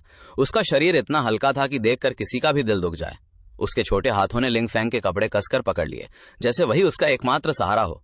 लिंग फेंग ने पूछा, तुम्हारा नाम क्या है? बच्चे ने धीमी आवाज में जवाब दिया, ऑस्कर। लिंग फेंग ने भविष्य के बारे में पूछना चाहा। ऑस्कर ने सिर झुका लिया। उसने अपनी आंखों में आए आंसुओं को रोकते हुए धीमी आवाज में कहा, मेरे पापा और मम्मी को बुरे लोग पकड़कर ले गए। उन्होंने मुझे छिप जाने के लिए कहा था। उन्होंने कहा था कि मुझे कोई आवाज नहीं करनी है, इसलिए मैं हमेशा चुपचाप उनकी बात मानता रहा। लिंग फेंग ने उसे और कसकर अपनी बाहों में भर लिया। उसने धीरे से कहा, अच्छे बच्चे, मेरे साथ चलो। ऑस्कर ने टूटे हुए गांव की ओर देखा, फिर हल्के से सिर हिला दिया। वो लिंग फेंग के साथ टूटे हुए घर से बाहर निकल आया। जिन चियन और क्यान रेन श्वे ने इस जीवित बचे बच्चे को देखा तो दोनों बेहद हैरान हुए। लिंग फेंग ने कहा, पूरे गांव में अब केवल यही एक बच्चा बचा है। क्यान रेन श्वे धीरे से नीचे बैठी और उसे प्यार से शांत करने लगी। ऑस्कर ने लंबे समय से अपने भीतर दबे हुए दुख को आखिरकार बाहर आने दिया। वो चुपचाप रोने लगा। उसके छोटे कंधे लगातार कांप रहे थे। जिन चियन ने अपनी जेब से मिठाई निकाली और ऑस्कर को दी। ऑस्कर ने लगातार धन्यवाद कहा। धीरे धीरे उसके मन का डर कम होने लगा। इसके बाद सभी लोग एक गाड़ी में बैठकर मार्शल सोल हॉल की ओर वापस निकल पड़े। क्यान रेन श्वे ने सो चुके ऑस्कर को अपनी बाहों में लिया हुआ था। उसने धीरे से लिंग फेंग से पूछा कि आगे उसके लिए क्या योजना है। लिंग फेंग ने फैसला किया कि पहले ऑस्कर को अच्छी तरह पाला जाएगा। जब वो 6 साल का होगा और उसका मार्शल सोल जागृत होगा, तब उसे आधिकारिक रूप से मार्शल हॉल में शामिल करके प्रशिक्षित किया जाएगा। एक ऐसा अपराधी जिसकी शक्ति अब काफी बढ़ चुकी थी, फिर भी आम लोगों को मनमाने ढंग से नुकसान पहुंचा रहा था। उसके अपराध बेहद गंभीर थे। सोरो उसे दंडित करने वाला ही था कि लिंग फेंग ने उसे रोकते हुए कहा, मार्शल हॉल के नियमों के अनुसार इसे सख्ती से दंडित करो। ये व्यक्ति अपनी गलती मानने वाला नहीं है, इसे बिल्कुल भी हल्की सजा मत देना। सोरो ने तुरंत आदेश स्वीकार कर लिया। उसने उसे कठोर पूछताछ और दंड के लिए ले जाने का आदेश दिया। लिंग फेंग को मार्शल हॉल के हर स्तर पर गहरा सम्मान मिलने लगा था। उसने सिंचाई तकनीक, कागज बनाने की तकनीक, साबुन और कृषि खाद जैसी चीजों का विकास किया था। उसने अभिजात वर्ग के ज्ञान पर बने एकाधिकार को तोड़ा था, आम लोगों के जीवन को बेहतर बनाया था। साथ ही मार्शल हॉल की आर्थिक शक्ति और प्रभाव को भी तेजी से बढ़ाया था। इसी कारण उसे ऑनररी एल्डर का पद प्रदान किया गया। फ्लेंडर और झाओ वूजी के गिरने के साथ ही भविष्य में प्रसिद्ध होने वाली श्रेक एकेडमी भी पूरी तरह समाप्त हो गई। इन कुछ दिनों के साथ रहने के बाद डरपोक ऑस्कर धीरे धीरे सहज होने लगा। वो पूरे दिन लिंग फेंग के पीछे पीछे घूमता था। अब वो पहले की तरह घबराया हुआ नहीं रहता था। उसी समय पोप हॉल से एक संदेश वाहक आया। आदेश था कि लिंग फेंग, क्यान रेन श्वे और जिन चेन तुरंत पोप हॉल पहुंचे। पोप हॉल के अंदर माहौल बेहद तनावपूर्ण था। 5 एल्डर और कई सोल दुआलो 2 गुटों में बटकर लगातार बहस कर रहे थे। विवाद की जड़ लिंग फैंग द्वारा शुरू की गई कम कीमत वाली सॉल्ट और सस्ती वस्तुओं की व्यवस्था थी। इससे दोनों साम्राज्यों के पुराने अभिजात वर्ग के मूल हितों को सीधा नुकसान पहुंचा था। अभिजात वर्ग ने शाही परिवारों पर दबाव डालकर मार्शल हॉल से मांग की थी कि वो वस्तुओं पर अपना एकाधिकार वापस स्थापित करे, सस्ती वस्तुओं की व्यवस्था को खत्म किया जाए, पुरानी व्यवस्था फिर से लागू की जाए। उन्होंने कई बार गुप्त रूप से मार्शल एक पक्ष का मानना था कि बड़े पैमाने पर युद्ध शुरू हुआ तो अनगिनत आम लोग इसकी चपेट में आ जाएंगे और ऐसी क्षति जिसकी भरपाई कभी नहीं की जा सकेगी। दोनों पक्षों के बीच कोई निर्णय नहीं निकल रहा था। अंततः फैसला लिंग फैंग के हाथ में दे दिया गया। लिंग फैंग ने शांत होकर अपनी योजना बताई। अगले 10 वर्षों के भीतर पूर्ण युद्ध शुरू नहीं किया जाएगा। फिलहाल मार्शल सोल हॉल के पास महाद्वीप की केवल एक सीमित सोल मास्टर शक्ति है। बाकी अधिकांश सोल मास्टर स्वतंत्र परिवारों और अलग अलग शक्तियों में बिखरे हुए हैं। हमारी नींव अभी पर्याप्त मजबूत नहीं हुई है। सबसे पहला काम है इन बिखरी हुई सोल मास्टर शक्तियों को अपने साथ जोड़ना और एक शक्तिशाली सोल मास्टर आर्मी तैयार करना। हम धीरे धीरे अपनी शक्ति बढ़ाएंगे। जब हमारी नींव पूरी तरह मजबूत हो जाएगी तब बिना युद्ध किए भी अभिजात वर्ग के विशेषाधिकार और दोनों साम्राज्यों की सत्ता को कमजोर किया जा सकता है। इस तरह आम लोगों को सबसे कम नुकसान होगा। इसके बाद उसने सभी शक्तियों को अपने खिलाफ साजिश करने का मौका देने के बजाय उसी अवसर का इस्तेमाल करने की योजना बनाई। उन्होंने हमें एक साथ आने का अवसर दिया है तो हम इसी अवसर का इस्तेमाल करेंगे। एक भोज में जाकर अभिजात वर्ग के प्रतिभाशाली युवाओं को सबके सामने कुचल देंगे, मार्शल हॉल की वास्तविक शक्ति दिखाएंगे और सभी गलत इरादे रखने वालों को चेतावनी देंगे। लिंग फैंग ने प्रस्ताव रखा कि वो क्यान रेनशुए और जिन चैन युवा पीढ़ी के प्रतिनिधि बनकर एल्डर और फोर्थ एल्डर के साथ जाएं। बाहर से यह घोषणा की जाएगी कि ये तीनों मार्शल हॉल के इस वर्ष के उत्कृष्ट स्नातक हैं। उनकी असली उम्र और वास्तविक शक्ति पूरी तरह छुपाई जाएगी। 95वें स्तर के टाइटल द्वालों क्यान गु शाओये और दुर्गुबो उनके साथ सुरक्षा के लिए रहेंगे। अगर परिस्थिति अचानक बदल भी गई तब भी वे 7 ट्रेजर ग्लेस टाइल सेट के शॉर्ट द्वालों जैसी शक्तियों का सामना कर सकते थे। इससे सभी की सुरक्षा सुनिश्चित रहेगी। क्यान शॉन्जी ने तुरंत इस योजना को मंजूरी दे दी। यात्रा का कार्यक्रम तय हो गया। वापस लौटते समय क्यान गुशाओ ये चिंतित दिखाई दिया। उसने लिंग फैंग को याद दिलाया, 7 ट्रेजर ग्लेस टाइल सेक्ट और हेवन डू एम्पायर लगातार एक दूसरे के करीब आ रहे हैं। अगर दोनों के बीच गहरा गठबंधन हो गया तो हमारी आगे की योजना में बहुत बड़ी बाधा आएगी। लिंग फैंग पहले से ही इसका समाधान सोच चुका था। उसने शांत होकर कहा, हम 7 ट्रेजर ग्लेस टाइल सेक्ट को खुद अपनी ओर खींचेंगे। 7 ट्रेजर ग्लेस टाइल सेक्ट की सबसे बड़ी इच्छा है कि उसका 7 ट्रेजर ग्लेस टाइल पगोडा विकसित होकर 9 ट्रेजर ग्लेस टाइल पगोडा बन जाए, और संयोग से मेरे पास ऐसा उपाय है जिससे यह संभव है। अगर हम 9 ट्रेजर ग्लेस टाइल पगोडा का जन्म करवाने में सफल हो गए तो न केवल हम अपर 3 सेक्ट्स में से एक 7 ट्रेजर ग्लेस टाइल सेक्ट को अपने साथ ला सकेंगे, बल्कि पूरे महाद्वीप के अनगिनत सोल मास्टर परिवार भी हमारी ओर आकर्षित होंगे। इससे दोनों साम्राज्यों की जनता पर पकड़ और प्रभाव कमजोर हो जाएगा। कुछ ही वर्षों में दोनों साम्राज्यों के पास पलटवार करने का कोई मौका नहीं बचेगा। घर लौटने के बाद आंगन में शांत वातावरण था। हुलियाना और दुगुयान ऑस्कर के साथ खेल रही थी। छोटा बच्चा अब काफी खुश रहने लगा था। लिंग फैंग को देखते ही वो दौड़कर आया और उसके पैर पकड़कर उससे लिपट गया। लेकिन जैसे ही लिंग फैंग मुख्य कक्ष में पहुंचा, उसे पता चला कि यह खबर पहले ही बाहर फैल चुकी थी। हाथियान सेक्ट और blue lightning tyrant dragon clan दोनों ही अब सतर्क हो चुके थे। दोनों सर्वोच्च स्तर के सेक्ट्स को डर था कि पैनलॉन्ग स्टाफ मार्शल सोल का उदय उनकी अपनी स्थिति के लिए खतरा बन जाएगा। इसलिए उन्होंने गुप्त रूप से कार्रवाई शुरू कर दी। उन्होंने लिंग फैंग के परिवार पर हमला करवाया और एक नरसंहार जैसा हादसा करवाकर दोनों पक्षों के बीच खून की दुश्मनी पैदा कर दी। अतीत की यह बात सुनकर सभी का मन भारी हो गया। अब उन्हें समझ आया कि अपर 3 सेक्ट्स में से सभी वास्तव में न्यायप्रिय और सम्मानित शक्तियां नहीं थी। अपनी स्थिति बचाने के लिए उन्होंने जानबूझकर ऐसे तरीकों का इस्तेमाल किया था और पैनलॉन्ग स्टाफ परिवार को नुकसान पहुंचाया था। उनका पाखंड बेहद स्पष्ट था। हाथियान सेक्ट और blue lightning tyrant dragon clan अब लिंग फैंग के परिवार के कट्टर दुश्मन बन चुके थे। दोनों के बीच समझौते की कोई संभावना नहीं थी। एक और 7 ट्रेजर ग्लेस टाइल सेक्ट को अपने साथ जोड़कर अपनी शक्ति बढ़ानी थी और पूरे महाद्वीप के स्वतंत्र सोल मास्टर्स को आकर्षित करना था। दूसरी ओर उस खून की दुश्मनी को हमेशा याद रखना था और सही समय आने पर उसका हिसाब चुकता करना था। लिंग फैंग ने अपनी बाहों में आए ऑस्कर को देखते हुए मन ही मन पूरी स्थिति का फैसला कर लिया। उसने पहले ही भविष्य के गॉड को बचा लिया था। यह उसकी योजना का केवल पहला कदम था। अब अगला लक्ष्य था 7 ट्रेजर ग्लेस टाइल सेक्ट का 100 डेज बैंक्वेट। यही वह मंच बनने वाला था जहां मार्शल हॉल पहली बार खुले तौर पर अपनी असली शक्ति दिखाने वाला था। पूरे ड्यूलो कॉन्टिनेंट के अभिजात वर्ग, शक्तिशाली सेक्ट्स और युवा प्रतिभाएं वहां मौजूद होने वाली थी। लिंग फैंग जानता था कि यह सिर्फ एक साधारण भोज नहीं होगा, यह मार्शल हॉल के भविष्य के प्रभुत्व की पहली खुली घोषणा होगी। क्यान रेनशुए, जिन चैन और लिंग फैंग को युवा पीढ़ी के प्रतिनिधि के रूप में सामने लाया जाएगा। उनकी वास्तविक उम्र और शक्ति अभी भी पूरी तरह छिपी रहेगी, लेकिन एक बार उनकी असली क्षमता सामने आई तो पूरे महाद्वीप की युवा पीढ़ी के लिए यह एक ऐसा झटका होगा जिसे वे जीवन भर नहीं भूल पाएंगे। लिंग फैंग ने धीरे से अपनी मुट्ठी बांधी। उसकी आंखों में शांत लेकिन दृढ़ प्रकाश चमक उठा। इस बार 100 डेज बैंक्वेट में सिर्फ भोज नहीं होगा, वहां से ड्यूलो कॉन्टिनेंट की नई शक्ति संरचना की शुरुआत होने वाली थी। शुरुआत में 2 डिवाइन मार्शल सोल्स को जागृत करने वाला और कियान रेनशू का बचपन का दोस्त बनने वाला लिंग फैंग था। दुनिया मार्शल सोल हॉल के पूरे महाद्वीप पर शासन करने की बात तो जानती थी, लेकिन कोई नहीं जानता था कि मार्शल सोल हॉल के 100 वर्षों से चले आ रहे सत्ता संघर्ष और धीरे धीरे अधिकार हासिल करने के पीछे एक पूरे परिवार के विनाश से जुड़ी खून की दुश्मनी छिपी हुई थी। और इसी के पीछे पूरे डाउलो कॉन्टिनेंट की पुरानी अभिजातीय व्यवस्था को उलट देने वाला एक ऐसा बदलाव तैयार हो रहा था जिसकी किसी ने कल्पना तक नहीं की थी। कियानगू परिवार कभी महाद्वीप के सबसे शक्तिशाली परिवारों में से एक था। उनके पास अद्वितीय पैनलॉन्ग स्टाफ मार्शल सोल था। उनकी प्रतिभा blue lightning tyrant dragon clan और हाउटियन सेक्ट के कई शीर्ष मार्शल सोल से भी कहीं आगे थी। ऐसा शक्तिशाली परिवार पीढ़ियों तक फलता फूलता रहना चाहिए था, लेकिन दोनों शीर्ष सेक्ट्स ने मिलकर पूरे कियानगू परिवार का नरसंहार कर दिया। 44 साल पहले एक घटना में कियान जून और जियांगमो दोनों डूलों को एक झूठी खबर देकर उनके स्थान से दूर भेज दिया गया। 10,000 वर्ष पुराने सोल बीस्ट के लालच में दोनों हजारों लीटर दूर चले गए, लेकिन जब उन्हें साजिश का एहसास हुआ और वे तेजी से अपने परिवार की पैतृक भूमि में वापस लौटे तब तक बहुत देर हो चुकी थी। कभी समृद्ध रहा कियानगू परिवार का पुराना घर अब इंसानों के नरक में बदल चुका था। हर तरफ खून बह रहा था, जमीन पर लाशें बिखरी हुई थी। कुल 373 परिवार के सदस्य, बूढ़े सफेद बालों वाले लोगों से लेकर छोटे बच्चों तक, 6 साल के कियानगू शाओये को छोड़कर कोई भी जीवित नहीं बचा। सभी को दोनों सेट्स के हत्यारों ने बेरहमी से मार डाला था। कई लोगों की मौत बेहद भयानक तरीके से हुई। अनगिनत परिवार के सदस्यों की सोल बोन्स तक जबरन निकाल ली गई और शक्तिशाली लोगों की निजी संपत्ति बन गई। 6 साल के कियानगू शाओये को उसके पिता ने एक छिपे हुए स्थान में छिपा दिया था। वहीं से उसने अपनी आंखों के सामने अपने पूरे परिवार को मरते हुए देखा। उसने अपने माता पिता को उसकी रक्षा करते हुए आखिरी सांस तक उसने हर हत्यारे का चेहरा और नाम अपनी स्मृति में हमेशा के लिए अंकित कर लिया। उस दिन उसके भीतर ऐसी खून की दुश्मनी पैदा हुई जो कभी मिट नहीं सकती थी।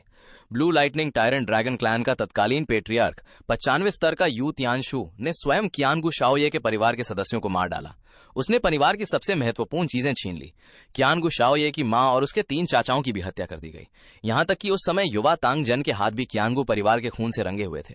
उसके अपराध भी बेहद गंभीर थे। जब कियान जून और जियांगमो दोनों डूलो हजारों लीटर दूर से पीछा करते हुए वापस पहुंचे, तब तक अपराधी अपनी मुख्य सेना लेकर जा चुके थे। दोनों ने 100 लीटर से अधिक दूर तक उनका पीछा किया और यू चेंगकुन को गंभीर रूप से घायल कर दिया। लेकिन 99 स्तर के पियरलेस डोलो तांगचेन के हाउटियन सेक्ट में मौजूद होने के कारण वे लापरवाही से अंतिम युद्ध नहीं कर सकते थे। इसलिए वे छोटे कियानगू शाओये को लेकर मार्शल सोल हॉल में वापस आ गए। वहां उन्होंने वर्षों तक धैर्य रखा और अपनी शक्ति को बढ़ाई। यही 44 साल थे। 44 वर्षों में 6 साल का कियानगू शाओये आज 93वें स्तर का टाइटल डोलो बन चुका था। लेकिन हर रात वो उन्हीं बुरे सपनों से घिरा रहता था। हर रात वो उस नरसंहार को दोबारा देखता था। उसके मन में केवल एक ही विचार था, खून का बदला खून से। इन वर्षों में मार्शल सोल हॉल के दोनों सुपर डुओलों ने भी बदला लेना कभी नहीं छोड़ा। आखिरकार उन्हें मौका मिला। जब तान मिंग युआन गंभीर रूप से घायल हुआ तब मार्शल सोल हॉल ने रास्ता रोककर उस पर हमला किया। बाद में जब यू चेंगकुन अपनी साधना पूरी करके बाहर निकला, उसकी शक्ति नष्ट कर दी गई और उसकी सोल बोन्स निकाल ली गई। इस तरह परिवार के लोगों की एक बड़ी खून की दुश्मनी का बदला लिया गया। लेकिन असली अपराधी यू टियानशाओ अभी भी खुलेआम घूम रहा था। इतना ही नहीं, वह 96वें स्तर तक पहुंच चुका था और blue lightning tyrant dragon clan के शीर्ष पद पर बैठा हुआ था। कई वर्ष पहले मार्शल सोल हॉल ने उसके खिलाफ एक मौके का फायदा उठाया। उन्होंने यू टियानशाओ को मार डाला और blue lightning tyrant dragon clan को गंभीर चोट पहुंचाई। कभी महाद्वीप का शीर्ष परिवार रहा ये क्लैन बुरी तरह कमजोर हो गया। अंत में केवल यू युआनज़ेन ही किसी तरह उसे संभाल रहा था। जब लिंग फैंग ने यह पूरा अतीत सुना, उसकी आंखों में ठंडक जम गई। उसके भीतर भयंकर हत्या का इरादा अचानक फूट पड़ा।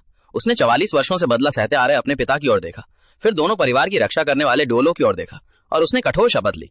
Blue lightning tyrant dragon clan और हाउटियन सेक्ट में इस नरसंहार में शामिल हर व्यक्ति और इससे लाभ उठाने वाला हर व्यक्ति एक भी नहीं बचेगा। परिवार के सदस्यों की जान का हिसाब खून से चुकाया जाएगा। हर अपराध का पूरा हिसाब लिया जाएगा। उसके नाना तुआबा एक्सी ने भी खुद आगे बढ़कर कहा कि वह अपनी बची हुई शक्ति के साथ इस युद्ध में मदद करेगा। वह अगली पीढ़ी के साथ मिलकर अपने दुश्मनों को पूरा खत्म करना चाहता था। कियांगू शाओये ने अपने बेटे को देखा। उसका बेटा पूरी तरह एक निर्णायक और कठोर योद्धा बन चुका था। उसके भीतर 44 वर्षों से दबा हुआ बदला आखिरकार पूरा फूट पड़ा। उसकी आंखों में वही ठंडी हत्या की भावना थी जो लिंग फैंग की आंखों में थी। दोनों सेक्ट्स को नष्ट करने की योजना उसी समय तय कर दी गई। उस समय महाद्वीप बाहर से देखने पर 2 बड़े साम्राज्यों और अपर 3 सेक्ट्स द्वारा नियंत्रित दिखाई देता था, लेकिन असलियत यह थी कि पूरा व्यवस्था अभिजात वर्ग के हाथों में कैद थी। आम लोग बेहद कठिन जीवन जी रहे थे। अभिजात वर्ग और सेक्ट्स मिलकर संसाधनों पर कब्जा किए हुए थे। ज्ञान और किताबों तक पर उनका एकाधिकार था। वे आम लोगों का शोषण करके पीढ़ियों तक विलासिता का जीवन जी रहे थे। इस भ्रष्ट व्यवस्था को उलटने और आम लोगों के लिए रास्ता खोलने के लिए मार्शल सोल हॉल ने 7 ट्रेजर ग्लेज टाइल सेट की छोटी राजकुमारी के 100 डेज बैंक्वेट को अपना मंच चुना। 2 टाइटल डुओलो के नेतृत्व में लिंग फैंग, कियान रेनशू और जिनचेन आगे रहने वाले थे। 10 एलिट सोल सेंट्स उनके साथ चलते। कियान जून और जियांगमो दोनों 97वें स्तर के सुपर डुओलो गुप्त रूप से पीछे से सुरक्षा देते। ऐसी भयंकर शक्ति महाद्वीप की लगभग हर शक्ति को हिला देने के लिए पर्याप्त थी। 7 ट्रेजर ग्लेज टाइल सेट के भोज में महाद्वीप की सभी प्रमुख शक्तियां एकत्रित हुई। दोनों साम्राज्यों के प्रतिनिधि दल, बड़े सेक्ट्स और अभिजात परिवार सभी एक ही जगह मौजूद थे। ऊपर से सब कुछ खुशहाल और शांत दिखाई दे रहा था, लेकिन अंदर ही अंदर भयंकर संघर्ष चल रहा था। निंग फैंगजी के पास सोर्ड और बोन दोनों डुओलो मौजूद थे। वो बाहर से निष्पक्ष और तटस्थ दिखाई देता था, लेकिन वास्तव में वो पुराने शक्तिशाली अभिजात वर्ग की ओर झुका हुआ था। तभी मार्शल सोल हॉल का प्रतिनिधि मंडल आया। उनके प्रवेश करते ही पूरा वातावरण बदल गया। कियांग शाओ और डुगुबो दोनों टाइटल डुएलों की शक्तिशाली दबावपूर्ण ऑरा ने पूरे हॉल को भर दिया। सभी अभिजात वर्ग अनजाने में चुप हो गए। हॉल ने शुरुआत ही 10,000 वर्ष पुराने स्पिरिट मेडिसिन और 9th ग्रेड जी जैसे उपहारों से की। उनकी भव्यता ने पूरे हॉल को दबा दिया। साथ ही ये 7 ट्रेजर ग्लेस टाइल सेक्ट को अपने साथ जोड़ने और पुरानी व्यवस्था को तोड़ने का स्पष्ट संकेत भी था। ऊपर से ये केवल एक उत्सव का भोज था, लेकिन वास्तव में ये पुरानी और नई शक्तियों के बीच निर्णायक टकराव का मंच था। भोज के दौरान हेवनडो एम्पायर के ब्लड थर्स्टी प्रिंस ने सबसे पहले हमला किया। वो कई अभिजात लोगों को साथ लेकर जानबूझकर विवाद खड़ा करने लगा। उसने मार्शल सोल हॉल की नई नीतियों पर सीधे सवाल उठाया और आरोप लगाया कि वे महाद्वीप की व्यवस्था को बिगाड़ रहे हैं। अभिजात वर्ग की नजर में मार्शल सोल हॉल द्वारा शुरू की गई व्यवस्था, एक जिन कॉइन प्रति जिन की कीमत पर सॉल्ट और एक कॉपर कॉइन में किताबें, पूरी तरह अपराध थी, क्योंकि इससे पहले पूरे महाद्वीप में सॉल्ट व्यापार और ज्ञान पर रॉयल फैमिली तथा अभिजात वर्ग का एकाधिकार था। आधा जिन घटिया मोटे नमक की कीमत 200 बिलियन थी। एक हस्तलिखित किताब की कीमत दर्जनों सिल्वर कॉइन्स तक होती थी। शक्तिशाली लोग संसाधनों के एकाधिकार के जरिए आम लोगों से लगातार धन निचोड़ते थे। ब्लड थर्स्टी प्रिंस ने जानबूझकर न्यायप्रिय होने का दिखावा किया और सवाल किया, मार्शल सोल हॉल इतनी कम कीमत पर सामान बेचकर बाजार को क्यों बिगाड़ रहा है? इससे व्यापारियों और पढ़े लिखे लोगों की रोजी रोटी खत्म हो रही है। वो नैतिकता की ऊंची जमीन पर खड़े होकर पूरे हॉल की शक्तियों को मार्शल सोल हॉल के खिलाफ खड़ा करना चाहता था। पास बैठे कई अभिजात लोग भी तुरंत उसका समर्थन करने लगे। उन्होंने गुस्से में मार्शल सोल हॉल पर नियमों को उलटने और उनकी नींव को हिलाने का आरोप लगाया। यहाँ तक कि उन्होंने सीधे ये आरोप भी लगा दिया कि मार्शल सोल हॉल पूरे महाद्वीप को एकजुट करके दोनों साम्राज्यों को खत्म करना चाहता है। कुछ ही क्षणों में पूरे भोज का वातावरण बेहद तनावपूर्ण हो गया। कियांग शाओ यह जवाब देने ही वाला था कि लिंग फेंग आगे बढ़ा। उसका मौजूद सभी पुराने अभिजात लोगों पर भारी पड़ रहा था। उसने सीधे सबके सामने जवाब दिया। लिंग फेंग ने ठंडी नजर से सभी पाखंडी अभिजात लोगों को देखा और कठोर आवाज में पूछा, तुम लोग बार बार कहते हो कि मार्शल सोल हॉल बाजार को बिगाड़ रहा है और लोगों की रोजी रोटी छीन रहा है, लेकिन जब तुमने 100 वर्षों तक सॉल्ट व्यापार और ज्ञान पर एकाधिकार बनाए रखा, तब क्या कभी नीचे रहने वाले आम लोगों के जीवन के बारे में पूछा था? तुमने मिलावट वाला नमक आसमान छूती कीमत पर बेचकर लोगों का खून चूसा। तुमने दुर्लभ किताबों को अपने कब्जे में रखकर गरीब परिवारों के बच्चों से पढ़ने का अधिकार छीन लिया। तुमने पूरे महाद्वीप के आम लोगों की मेहनत और पसीना निचोड़कर पीढ़ियों तक विलासिता की जिंदगी जी। तब किसी ने तुम्हें अपराधी नहीं कहा। आज मार्शल हॉल कीमत कम करके आम लोगों के हित में काम कर रहा है। अब गरीब लोग साफ नमक खरीद सकते हैं, गरीब परिवारों के बच्चे किताबें पढ़ सकते हैं, पूरे महाद्वीप के आम लोगों को फायदा मिल रहा है, और फिर भी तुम्हारी नजर में यही अपराध बन गया। उसके हर शब्द ने पूरे हॉल को शांत कर दिया। सभी अभिजात लोग चुप हो गए। किसी के पास जवाब नहीं था। कियांग शाओ ने भी उसी क्षण पूरी तरह पर्दा हटा दिया। उसने सीधे कहा, मार्शल सोल हॉल का पूर्वजों से चला आ रहा नियम हमेशा से आम लोगों की रक्षा करना और एंजल की रोशनी को आगे बढ़ाना रहा है। हम अभिजात वर्ग के लिए सुरक्षा कवच बनकर उनके आम लोगों का खून चूसने की अनुमति लेने के लिए मौजूद नहीं है। इन शब्दों ने दोनों पुराने शक्तिशाली सेक्ट्स के पाखंड की आखिरी परत भी हटा दी। एक बूढ़ा अभिजात व्यक्ति शर्म और गुस्से से लाल हो गया। उसने सीधे सवाल किया, क्या मार्शल सोल हॉल वास्तव में शक्तियों को खरीदकर पूरे महाद्वीप पर कब्जा करने की योजना नहीं बना रहा? इस बेहद तीखे सवाल के सामने कियांग शाओ बिल्कुल शांत रहा। उसकी नजर तलवार की तरह तेज थी। उसने सीधे जवाब दिया, अगर मार्शल कभी पूरे महाद्वीप को एकजुट करने का दिन आया भी, तो इसके लिए जिम्मेदार तुम जैसे खून चूसने वाले लोग ही होंगे। तुम लोगों ने 100 वर्षों तक आम जनता का शोषण किया। अगर किसी दिन यह व्यवस्था खत्म होती है तो वह तुम्हारी वजह से होगी। हम केवल आम लोगों को न्याय दिलाना चाहते हैं। ब्लड थर्स्टी प्रिंस अब पूरी तरह अपना असली चेहरा दिखा चुका था। वह खुले तौर पर हेवनडो और रॉयल फैमिली का सम्मान बचाने की बात करने लगा, लेकिन अगले ही पल लिंग फैंग ने ऐसे कई भयंकर सबूत सामने रख दिए कि पूरे हॉल के अभिजात लोगों के चेहरे लाल से सफेद और फिर पीले पड़ गए। हर कोई कांपने लगा। जिन लोगों को वे महाद्वीप के महान स्तंभ समझते थे, वे वास्तव में केवल नामी और शक्तिशाली शोषक थे। वे लोगों की जान की परवाह किए बिना अपनी शक्ति और धन बढ़ाने वाले खून चूसने वाले कीड़े थे। ब्लड थर्स्टी प्रिंस की प्रतिष्ठा पूरी तरह मिट्टी में मिल गई। वह गुस्से में लिंग फैंग पर चिल्लाया, तुम बहुत घमंडी और उद्दंड हो। लेकिन लिंग फैंग बिल्कुल शांत रहा। उसके हाथ में अभी भी उन अभिजात लोगों के और भी कई गंभीर अपराधों के सबूत मौजूद थे। उसने सीधे कहा, अगर तुम लोग आगे भी जारी रखना चाहते हो तो मैं ये सारे सबूत इसी समय सबके सामने रख सकता हूँ। तब पूरा हॉल इन तथाकथित अभिजात लोगों का असली चेहरा देख लेगा। ब्लड थर्स्टी प्रिंस पूरी तरह चुप हो गया। उसके भीतर का सारा अहंकार गायब हो चुका था। उसी समय 96 स्तर के स्वॉर्ड डुएलो चंद सिन आगे आए और विवाद को रोकने की कोशिश की। ऊपर से वो समझाने का प्रयास कर रहा था, लेकिन वास्तव में वो लिंग फैंग को चेतावनी दे रहा था। उसने कहा कि लिंग फैंग बहुत ज्यादा आक्रामक हो रहा है। वो महाद्वीप के लगभग सभी अभिजात लोगों को अपना दुश्मन बना रहा है। ऐसा करना भविष्य के लिए नुकसानदायक हो सकता है। लेकिन लिंग फैंग बिल्कुल भी नहीं झुका। उसने पूरी शक्ति के साथ कहा, मार्शल सोल हॉल केवल वही करेगा जिससे उसका विवेक शांत रहे और आम लोगों के साथ न्याय हो। अगर आम लोगों के हित में सही रास्ते पर चलने के लिए हमें पूरे महाद्वीप के भ्रष्ट अभिजात वर्ग को नाराज करना पड़े तो हमें इसकी कोई परवाह नहीं। चैन सेन ने उसकी बात सुनकर नाराज होने के बजाय मन ही मन उसकी प्रशंसा की। उसने सबके सामने कहा, पाखंडी और लालची अभिजात लोगों की तुलना में आम लोगों के लिए आवाज उठाने वाला और अपने काम की जिम्मेदारी लेने वाला मार्शल सोल हॉल मुझे अधिक सम्मान के योग्य लगता है। निंग फैंग जी ने स्थिति बिगड़ती देख तुरंत आगे आकर भोज की व्यवस्था संभाली। उसने सेक्ट की तटस्थता का हवाला देकर विवाद को दबा दिया। उसने सभी को चेतावनी दी कि भोज में कोई भी जानबूझकर विवाद खड़ा न करे। ऊपर से उसका फैसला निष्पक्ष दिखाई दिया, लेकिन वास्तव में उसने अभिजात वर्ग का पक्ष लेते हुए पूरे विवाद को जल्दी दबा दिया। फिर भी दोनों साम्राज्यों के अभिजात लोगों के घाव पहले ही खुल चुके थे। वे इस अपमान को भूलने वाले नहीं थे। वे मार्शल सोल हॉल की बढ़ती शक्ति को दबाकर अपनी प्रतिष्ठा वापस पाना चाहते थे। इसीलिए हेवन डो एम्पायर का 73वें स्तर का सोल सेंट सामने आया। उसने इसे केवल अभ्यास और सलाह लेने का नाम दिया, लेकिन असल में वो लिंग फैंग, कियान रेनशू और जिनचेन तीनों युवाओं के खिलाफ खुलकर चुनौती देने आया था। वो अपनी शक्ति युवाओं को सबके सामने अपमानित करना चाहता था। पूरा वातावरण अचानक विस्फोटक हो गया। सभी की नजरें उन तीनों युवाओं पर टिक गईं। एक पुराने सोल सेंट का मुकाबला 3 युवा सोल मास्टर से था। ऊपर से देखने पर जीत और हार पहले से तय लग रही थी। ऐसा लग रहा था जैसे ये एक तरफा मुकाबला होगा। लेकिन लिंग फैंग, कियान रेनशू और जिनचेन ने एक दूसरे की ओर देखा। तीनों के होंठों पर एक ही समय में ठंडी और आत्मविश्वास से भरी मुस्कान उभर आई। वे इसी क्षण का इंतजार कर रहे थे। शुरुआत में 2 डिवाइन मार्शल सोल्स को जागृत करने वाला और कियान रेनशू का बचपन का दोस्त बनने वाला लिंग फैंग था। 7 ट्रेजर ग्लेस स्टाइल सेक्ट के 100 डेज बैंक्वेट में हेवन डाओ और स्टार लुओ, दोनों साम्राज्यों के अभिजात और शक्तिशाली लोग एक जगह इकट्ठा हुए थे। ऊपर से देखने पर ऐसा लग रहा था जैसे सभी छोटी राजकुमारी निंग रोंगरोंग के 100 दिन पूरे होने का उत्सव मनाने आए हों। लेकिन असल में वे एकजुट होकर मार्शल सोल हॉल के खिलाफ दबाव बनाने और उसे झुकने के लिए मजबूर करने आए थे। वे चाहते थे कि मार्शल सोल हॉल उन्हें निचले वर्ग के लोगों का शोषण करने की छूट देता रहे। भोज के दौरान बड़ी संख्या में अभिजात लोग अपनी संख्या के बल पर बेहद घमंड दिखा रहे थे। एक 73वें स्तर के सोल सेंट ने सबके सामने उकसाते हुए कहा कि वो मार्शल सोल हॉल की युवा पीढ़ी को सबक सिखाएगा।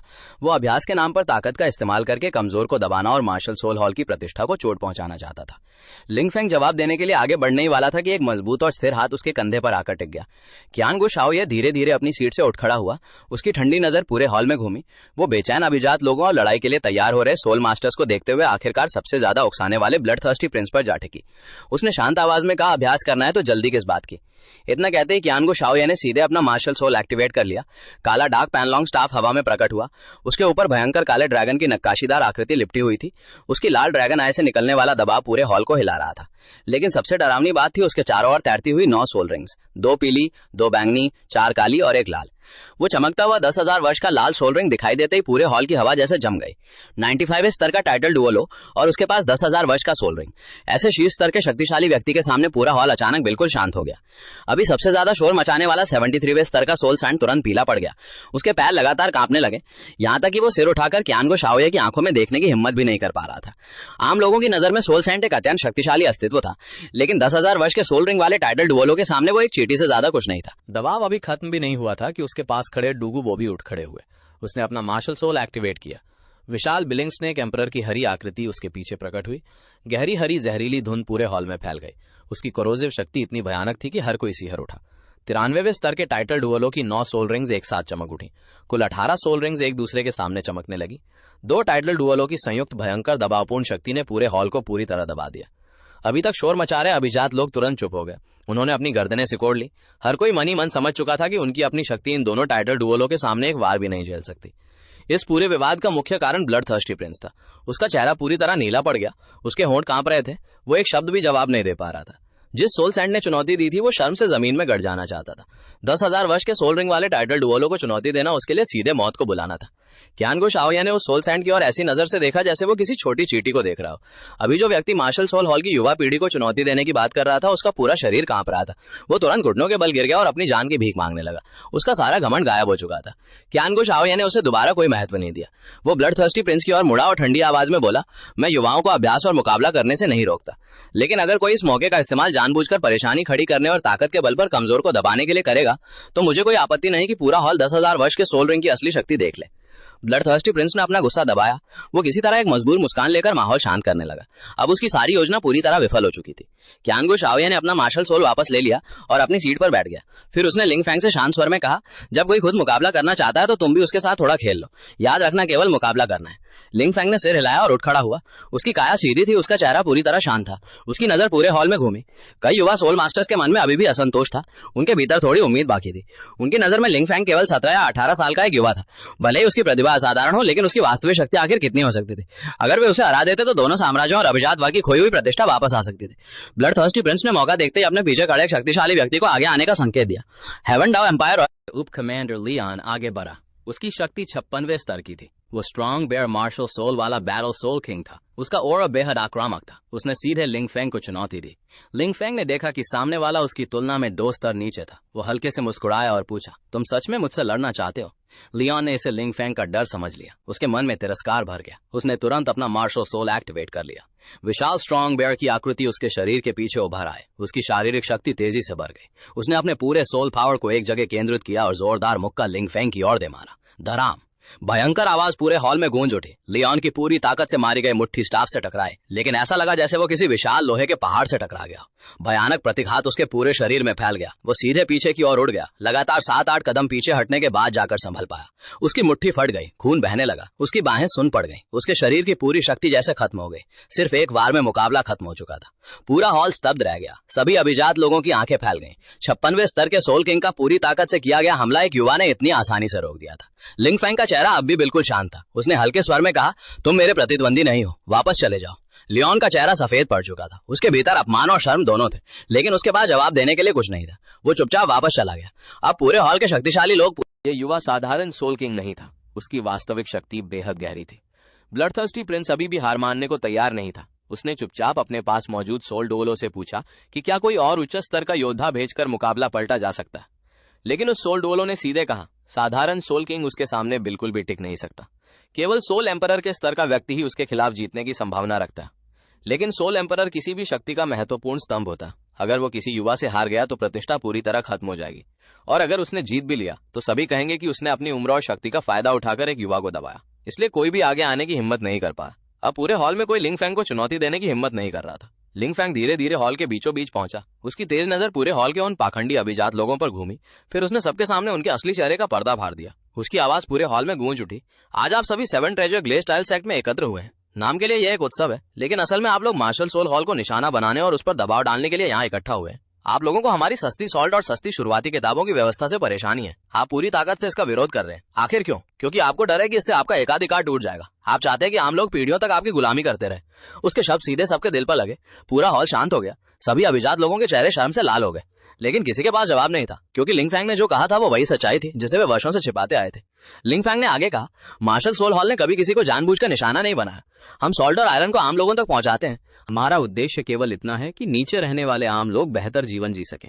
अगर आप लोगों को इससे कोई शिकायत है तो सीधे मार्शल सोल हॉल आकर बात कर सकते हैं, लेकिन उससे पहले अपनी आंखें खोलिए और अपने ऊपर लगे अपराधों को साफ कीजिए। उसके शब्द खत्म होते ही पूरा हॉल बिल्कुल शांत हो गया। ब्लडथर्स्टी प्रिंस गुस्से से कांप रहा था, लेकिन उसके पास कुछ करने का रास्ता नहीं था। सभी अभिजात लोगों ने सिर झुका लिया। अब किसी में भी पहले जैसा घमंड नहीं बचा था। मुख्य आसन पर बैठे लिंग फेंग जी ने यह पूरा दृश्य देखा। उसकी अभिव्यक्ति जटिल थी। उसके मन में लिंग फेंग को लेकर धारणा पूरी तरह बदल चुकी थी। पास खड़े सॉर्ड डुओलो चेनसिन ने भी धीमी आवाज में कहा, इतनी कम उम्र में ऐसा मन, ऐसी गहराई और ऐसी दूरदर्शिता, ये युवा साधारण व्यक्ति नहीं है। भोज आखिरकार समाप्त हुआ। अभिजात लोग ऐसे भागकर बाहर निकले जैसे वे किसी बहुत बड़ी मुसीबत से बचकर निकल रहे हो। वे एक पल भी ज्यादा रुकना नहीं चाहते थे। ब्लडथर्स्टी प्रिंस और स्टार लुआ एम्पायर के लोग भी अपनी प्रतिष्ठा पूरी तरह खोकर गुस्से और अपमान के साथ वहां से चले गए। जब सभी मेहमान जा चुके, लिंग फेंग जी ने मार्शल सोल हॉल के लोगों को विशेष रूप से रुकने के लिए कहा। वे अंदर के एक निजी कक्ष में पहुंचे। तभी पर्दे के पीछे से एक कोमल महिला बाहर आई। वो लिंग फेंग जी की पत्नी थी। उसकी बाहों में अभी अभी 100 दिन की हुई 7 ट्रेजर ग्लेस टाइल सेट की छोटी राजकुमारी निंग रोंगरोंग थी। छोटी निंग रोंगरोंग गुड़िया जैसी सुंदर थी। वो आराम से सो रही थी। उसे बाहर चल रहे किसी भी संघर्ष और साजिश की कोई जानकारी नहीं थी। अपनी बाहों में मौजूद अपनी इकलौती बेटी को देखते हुए लिंग फेंग जी का दिल प्यार से भर गया, लेकिन उसकी आंखों में चिंता भी थी। उसने बताया कि उसके बाकी बच्चे भविष्य में बड़ी जिम्मेदारी उठाने के योग्य नहीं है। आखिरकार 7 ट्रेजर ग्लेस टाइल सेट का पूरा भविष्य इसी छोटी निंग रोंगरोंग के कंधों पर आने वाला था। लेकिन इस अशांत युग में एक लड़की होने के कारण उसका भविष्य अनिश्चित था। यह बात उसे लगातार परेशान करती थी। तभी क्यानगू शाओये ने मौके का फायदा उठाया। उसने सीधे 7 ट्रेजर ग्लेस टाइल सेट की हजारों वर्ष पुरानी सबसे बड़ी समस्या पर वार किया। उसने कहा, सेक्ट मास्टर, मुझे पता है कि 7 ट्रेजर ग्लेस टाइल पगोडा की सबसे बड़ी सीमा क्या है। आपका मार्शल सोल जीवन भर 79वें स्तर पर रुक जाता है। आप कभी उसने कहा, आप कभी टाइटल डुअलो के स्तर तक नहीं पहुंच सकते। इन शब्दों ने निंग फेंग जी के दिल के सबसे बड़े दर्द को छू लिया। 7 ट्रेजर ग्लेस टाइल पगोडा दुनिया का सबसे शक्तिशाली ऑक्सिलरी मार्शल सोल था, लेकिन इसकी सबसे बड़ी कमजोरी भी यही थी कि इसकी शक्ति 79वें स्तर पर जाकर रुक जाती थी। हजारों वर्षों से कोई भी इस सीमा को तोड़ नहीं पाया था। निंग फेंग जी इस बात को और समझ पाता, उससे पहले क्यानगो शाओये ने एक ऐसा प्रस्ताव रखा जिसने पूरे दूलो कॉन्टिनेंट की धारणा को उलट दिया। दुनिया की हर चीज में परिवर्तन की संभावना होती है। मार्शल सोल भी हमेशा एक जैसा नहीं रहता। मार्शल हॉल के पास कई प्राचीन ग्रंथ हैं। उनमें मार्शल एवोल्यूशन की अंतिम सीमा से जुड़े रहस्य दर्ज हैं। निंग फेंग जी का शरीर अचानक कांप उठा। उसकी आंखें फैल गईं, उसकी सांसें तेज हो गईं। मार्शल एवोल्यूशन, यह ऐसा चमत्कार था जिसकी 7 ट्रेजर ग्लेस टाइल सेक्ट ने हजारों वर्षों से कल्पना तक करने की हिम्मत नहीं की थी। अगर 7 ट्रेजर ग्लेस टाइल पगोडा विकसित हो सकता था तो 79वें स्तर की अंतिम सीमा टूट सकती थी। निंग रोंगरोंग भविष्य में अपनी सीमा से आगे बढ़कर टाइटल डुओलो बन सकती थी, यहाँ तक कि वो उससे भी ऊंचे स्तर तक पहुंच सकती थी। ये वो उम्मीद थी जिसे निंग फेंगजी अपने पूरे जीवन में हासिल नहीं कर पाया था। अब यही उसकी बेटी के भविष्य और पूरे सेक्ट के अस्तित्व से जुड़ा सबसे बड़ा अवसर बन चुका था। उसने अपने भीतर की उत्तेजना दबाते हुए तुरंत पूछा कि इसके सफल होने की कितनी संभावना है। निंग फेंगजी अच्छी तरह जानता था कि अपनी बेटी को उज्जवल भविष्य देने और अपने सेट को हमेशा के लिए मजबूत बनाए रखने का एकमात्र रास्ता मार्शल सोल हॉल के हाथों में था। लेकिन क्यानगो शाओये ने उसे उसी समय जवाब देने के लिए मजबूर नहीं किया। उसने केवल एक रहस्य छोड़ते हुए कहा, अभी बच्ची बहुत छोटी है, हर चीज के लिए समय है। सेक्ट मास्टर, आप आराम से सोच सकते हैं। जब मार्शल सोल हॉल के लोग विदा होने लिंग फेंग ने अचानक पीछे मुड़कर देखा। उसी समय उसकी नजर अभी अभी जागी निंग रोंगरोंग की साफ और मासूम आंखों से मिली। दोनों की नजरें कुछ पल के लिए एक दूसरे पर टिक गईं। छोटी बच्ची जैसे लिंग फेंग को देखकर खुश हो गई। उसने अपने चेहरे पर एक मासूम मुस्कान बिखेर दी और इसी छोटे से पल ने भविष्य की 9 कलर्ड गॉडेस की पूरी जिंदगी की दिशा बदल दी। मार्शल हॉल के लोगों को जाते हुए देखते हुए सॉर्ड डुओलो ने निंग फेंग जी से पूछा, क्या आप सच में मार्शल हॉल के वादे पर विश्वास करते हैं? निंग फेंग जी ने अपनी बाहों में सो रही बेटी को देखा। फिर उसने धीमी आवाज में पूछा, 7 ट्रेजर ग्लेज टाइल पगोड़ा के जीवन भर 79वें स्तर पर रुक जाने की इस नियति को देखते हुए क्या मुझे रोंगरोंग के लिए सीमा को तोड़ने का एक मौका पाने की पूरी कोशिश नहीं करनी चाहिए? जवाब पहले से ही तय था। अपनी बेटी के भविष्य के लिए, अपने सेट की सीमा तोड़ने के लिए उसे यह अवसर जरूर हासिल करना था। भले ही आगे का रास्ता अज्ञात हो, भले ही दोनों पक्षों की स्थिति अलग हो, एक पिता के रूप में उसके पास यही एकमात्र विकल्प था। दूसरी ओर वापस लौटती हुई गाड़ी में सभी लोग आराम से बातचीन कर रहे थे। जिन चान ने उत्सुक होकर पूछा, पता नहीं निंग फेंग जी आखिरकार मार्शल सोल हॉल के साथ गठबंधन करने का फैसला करेगा या नहीं? कृपया लाइक, सब्सक्राइब, शेयर और डोनेशन करके मिंग क्वान को शोयो ने अपने छोटे बेटे की ओर देखा और धीमे स्वर में पूछा, लिंग फेंग, तुम्हें क्या लगता है? लिंग फेंग ने धीरे से चाय का कप नीचे रखा। उसकी आवाज शांत थी, लेकिन उसका विश्लेषण बेहद स्पष्ट। निंग फेंग जाई अभी जल्दबाजी में किसी का पक्ष नहीं लेगा, लेकिन देर सवेरे उसे फैसला करना ही पड़ेगा।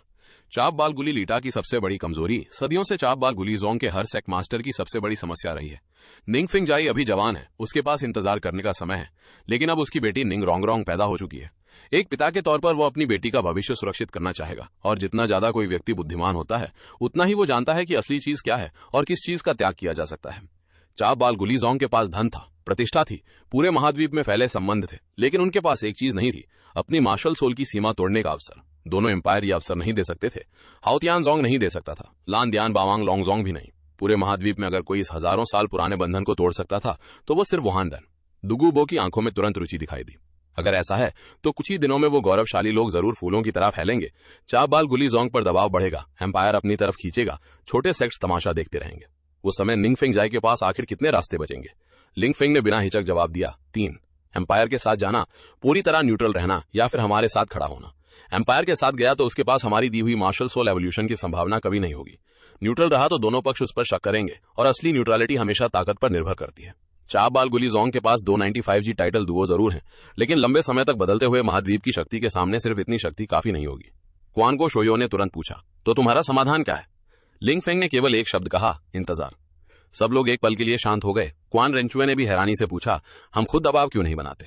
लिंग फेंग हल्का मुस्कुराया, निंग फेंग जाई ने हमें अकेले रोक लिए। दानों बता दिए हैं, बीज बो दिया गया है। अब जितना ज्यादा हम उसे धक्का देंगे उतना ही वो पीछे हटेगा। यू से खुद सोचने का समय चाहिए, और इस बीच हमें बाहर सिर्फ इतना संकेत देना है कि वुहान देन और किबाओ ल्यूली जोंग के बीच गहरी बातचीत चल रही है। विस्तार बताने की जरूरत नहीं। दोनों एम्पायर्स खुद डरेंगे, वे खुद निंग फेंग जाई पर दबाव डालेंगे, और यही सबसे मजबूत चाल होगी। दुगु बो जोर से हंस पड़ा, अच्छा, दूसरों के हाथ से उसे मजबूर करवाना, बिना खुद सामने आए पूरा कदम बदल देना, वाकई शारिन जूसिन। लेकिन क्वान रेंचुआ के चेहरे पर थोड़ी चिंता थी। अगर अफवाहें इतनी बढ़ गईं कि निंग फेंग जाई पूरी तरह हमारे खिलाफ चला गया तो? लिंग फेंग की आंखों में एक ठंडी चमक आई, तो उसे उसकी पसंद की कीमत खुद चुकानी होगी। गलत रास्ता चुनने वाला किबाओ ल्यूली जोंग आखिरकार खुद अपने भविष्य को खत्म करेगा। क्वान को शोयो ने अपने बेटे को देखा, 11 साल का यह बच्चा, लेकिन उसकी सोच कई पुराने राजनीतिक नेताओं से भी गहरी थी। वो संतुष्ट होकर मुस्कुराया, लिंग फेंग, तुम सच में बड़े हो गए हो। लिंग फेंग ने असहाय होकर कहा, पिता, मैं अभी सिर्फ 11 साल का हूँ। सबके चेहरे पर मुस्कुराहट आ गई, लेकिन क्वान को शोयो ने अगले शब्द बेहद गंभीर थे। 11 साल की उम्र में तुम्हारी दृष्टि उन बूढ़े चालाक लोगों से आगे निकल चुकी है जो पूरी जिंदगी राजनीति करते रहे। गायब हो गई, उसकी आवाज गंभीर हो गई। जब हम हाओतियान जोंग और लानडेन बावांग लोंगजोंग को पूरी तरह कुचल देंगे, मैं दोनों परिवारों के साथ अपने दादा की कब्र पर जाऊंगा और उन्हें बताऊंगा कि 44 साल पुराना खून का कर्ज आखिर चुका दिया गया। क्वान को शोयो ने भारी आवाज में जवाब दिया, अच्छा। रात गहराती गई। करवां धीरे धीरे चाप बाल गुरी जोंग से दूर निकल गया, लेकिन वे सीधे वुहान देन वापस नहीं लौटे। इस बार उनका अगला पड़ाव था टियानदोचिंग। एम्पायर की राजधानी में पहुंचने के बाद सभी ने ठहरने की व्यवस्था की और फिर साथ बैठकर भोजन करने लगे। बाहर बाजार में लोगों की भीड़ थी, हर तरफ रोशनी और चहल पहल थी। ऊपर से पूरा शहर शांत और समृद्ध दिखाई देता था, लेकिन यह शांति ज्यादा देर नहीं टिकने वाली थी। नीचे सड़क पर अचानक शोर मच गया। टियान-दो राजम के कुछ सोल मास्टर सड़क पर लोगों को बेरहमी से धक्का दे रहे थे। वे अपनी रॉयल पहचान का इस्तेमाल करके आम नागरिकों को डरा रहे थे। जिनचिंग ने यह दृश्य देखा तो उसकी मुट्ठियां कस गईं। राजम के लोग इतने निर्दयी कब से हो गए? लिंगफेंग और कियान रेंचुआ भी नीचे देखने लगे। लेकिन तभी पास बैठे कुछ लोगों की बातचीत ने दुगुबो का चेहरा बदल दिया। एक बेहद गंभीर मामला सामने आया था। टियान-दो राजम की नजर महाद्वीप की एकमात्र ज्यूशिन हायतांग मार्शल आर्ट पर पड़ चुकी थी। ये जिया पीढ़ियों से चिकित्सा और उपचार के लिए प्रसिद्ध था। घर के बुजुर्ग ये रेंसिन ने जीवन भर अनगिनत लोगों की जान बचाई थी। लेकिन कुछ समय पहले उनकी 6 साल की पोती ये लिंगलिंग ने जन्मजात ज्यूशिन हायतांग मार्शल आर्ट जागृत किया। यह महाद्वीप का लगभग अद्वितीय चिकित्सा टोपीय मार्शल आर्ट था। राजम की नजर तुरंत उस बच्ची पर पड़ गई।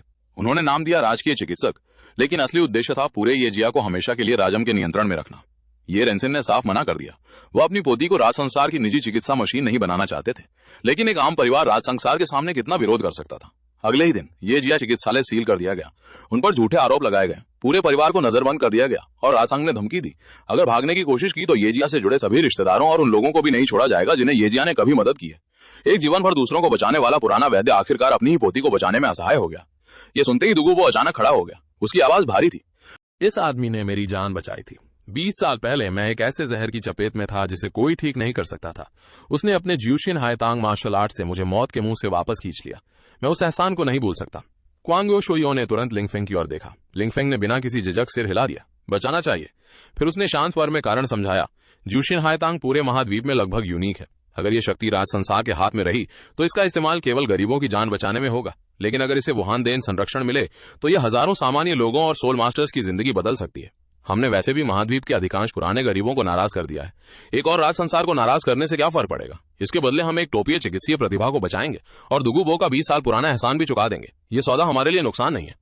कियान रेंचुआ ने धीमे स्वर में कहा। लेकिन ये टियान-दो राज संगार है। अगर राज संगार सीधे विरोध करे तो? दुगुबो हंसा। मेरे अकेले के लिए भी पूरा राज संगार इतना आसान नहीं है और अब हमारे साथ महासंचालक भी हैं। उन्हें पता है कि सामने कौन खड़ा है तो कोई भी राज संगार शिवा हाथ उठाने की हिम्मत नहीं करेगा। कुछ ही देर बाद दोनों फोंगाओ दौलो ये जिया फुदली के सामने पहुंच चुके थे। एक तरफ 95 जी कियन कोनो शोइने, दूसरी तरफ 93 जी दुगुबो। दोनों की वेया फैलते ही बाहर खड़े राजस्थान सोल मास्टर्स का चेहरा बदल गया। किसी ने हमला करने की हिम्मत नहीं की। दुगुबो ने सिर्फ हाथ उठाया। भयंकर बिगड़ी ने जहरीली धुंध तुरंत फैल गई। दरवाजे पर तैनात सभी सोल मास्टर्स बिना किसी प्रतिरोध के जमीन पर गिर पड़े। दुगुबो सीधे अंदर चला गया। लाओ पुस्तक। आंगन में सफेद बालों वाला बूढ़ा आदमी अचानक मुड़ा। उसकी आंखों में अविश्वास था। ये रेंसिन। दुगुबो को देखते ही वो दौड़कर आया और उसके सीने पर मुक्का मार दिया। आंखों में आंसू थे। तुम, मैंने सोचा था जिंदगी में फिर कभी नहीं मिलेंगे। दुगुबो ने उसे गले लगाया। लेकिन इस बार उसके पास भावुक होने का समय नहीं था। उसने सीधे कहा, लाओ पुस्तक, आज मैं तुम्हें लेने आया हूं। पूरे परिवार के साथ मेरे साथ वुहान देन चलो। आज के बाद वुहान देन तुम्हारी रक्षा करेगा। तुम्हारे परिवार को कोई हाथ लगाने की हिम्मत नहीं करेगा। लेकिन ये रेंसिन ने दुखी होकर सिर हिला दिया। तुम नहीं समझते। अगर मैं चला गया तो राज संसार मेरे रिश्तेदारों और उन गरीब लोगों को भी नहीं छोड़ेगा जिन्होंने कभी मेरी मदद ली है। अभी उसकी पत्नी बाहर आई और उसकी गोद में एक छोटी बच्ची थी, सिर्फ 6 साल की। बड़ी साफ आंखें, निर्दोष चेहरा और उसके भीतर दारस्तल उलेती वुहान देन मार्शल आर्ट। ये लिंगलिंग। वो अभी तक पूरी परिस्थिति से अनजान थी। लिंगफेंग ने बच्ची को ध्यान से देखा। इतनी छोटी उम्र लेकिन इतनी शक्तिशाली ज्यूशिन हायतांग रखती सम्राट। यही वो टैलेंट था जिसे टियान-दो राजम अपने कब्जे में लेना चाहता था। ये रेंसिन की आवाज कांप रही थी। मैं अपनी पोती को बचाना चाहता हूं, लेकिन मैं नहीं चाहता कि मेरी वजह से सैकड़ों निर्दोष लोग मरें। इसलिए मैं यही रहकर मौत का इंतजार कर रहा हूं। कुछ पल के लिए पूरा आंगन शांत हो गया। तभी लिंगफेंग आगे बढ़ा। उसने बूढ़े वैद्य की आंखों में देखते हुए कहा, लो सेंचर, आपको डर है कि राज संसार आपके रिश्तेदारों और उन लोगों को नुकसान पहुंचाएगा जिन्होंने आपसे मदद ली। लेकिन अगर हम उन्हें ऐसा करने का मौका ही ना दे तो? दुगुबो की आंखों में अचानक ठंडी चमक आ गई।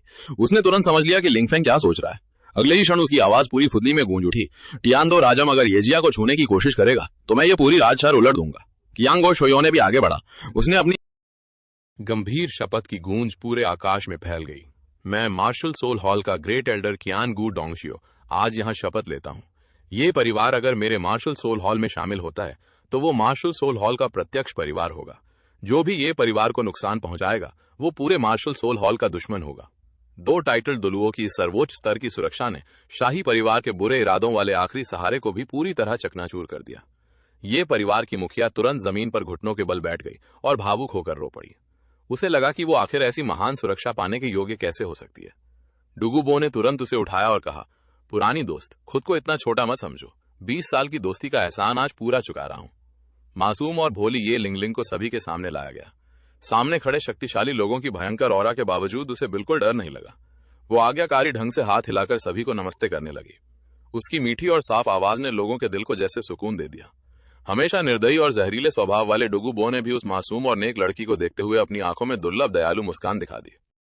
मार्च दो लुआ की शुरुआत 2 दिव्य स्तरीय मार्शल सोल्स जागृत करने और कियान रेंशू का बचपन का दोस्त बनने से होती है। टियानडो सिटी के ये परिवार में एक खुली ताकत की लूट चल रही थी। ये परिवार के पास महाद्वीप का सर्वोच्च उपचारात्मक मार्शल सोल 9 स्टार बेगोनिया था। पीढ़ियों से वे चिकित्सा करते आए थे और आम लोगों के दुख दर्द की परवाह करते थे। उन्होंने कभी महाद्वीप के संघर्षों में हिस्सा नहीं लिया, लेकिन उनका मार्शल सोल बेहद दुर्लभ होने के कारण टियानडो शाही परिवार की पूजा सभा की नजर उन पर पड़ गई। 20 से 30 शाही एलीट सोल मास्टर्स ने पूरे निवास को चारों तरफ से घेर लिया था। वहां soul emperor, soul saint and कई अन्य शक्तिशाली सोल मास्टर्स तैनात थे। उनके शरीर से भयंकर हत्या की मंशा झलक रही थी। उनका उद्देश्य ये परिवार के लोगों को जबरन ले जाना एंड 9 स्टार बेगोनिया की विरासत पर कब्जा करना था। ये परिवार के बुजुर्ग के सामने ये लोग बस कुछ कमजोर चींटियों जैसे थे। उनके चारों ओर तुरंत गहरे हरे रंग का जहरीला जहर फैल गया। सिर्फ एक विचार से वो बाहर मौजूद सभी लोगों को जहर देकर मार सकता था, लेकिन कियन गो डोंगशियाओ ने हाथ उठाकर उसे रोक दिया एंड चुपचाप सिर हिला दिया।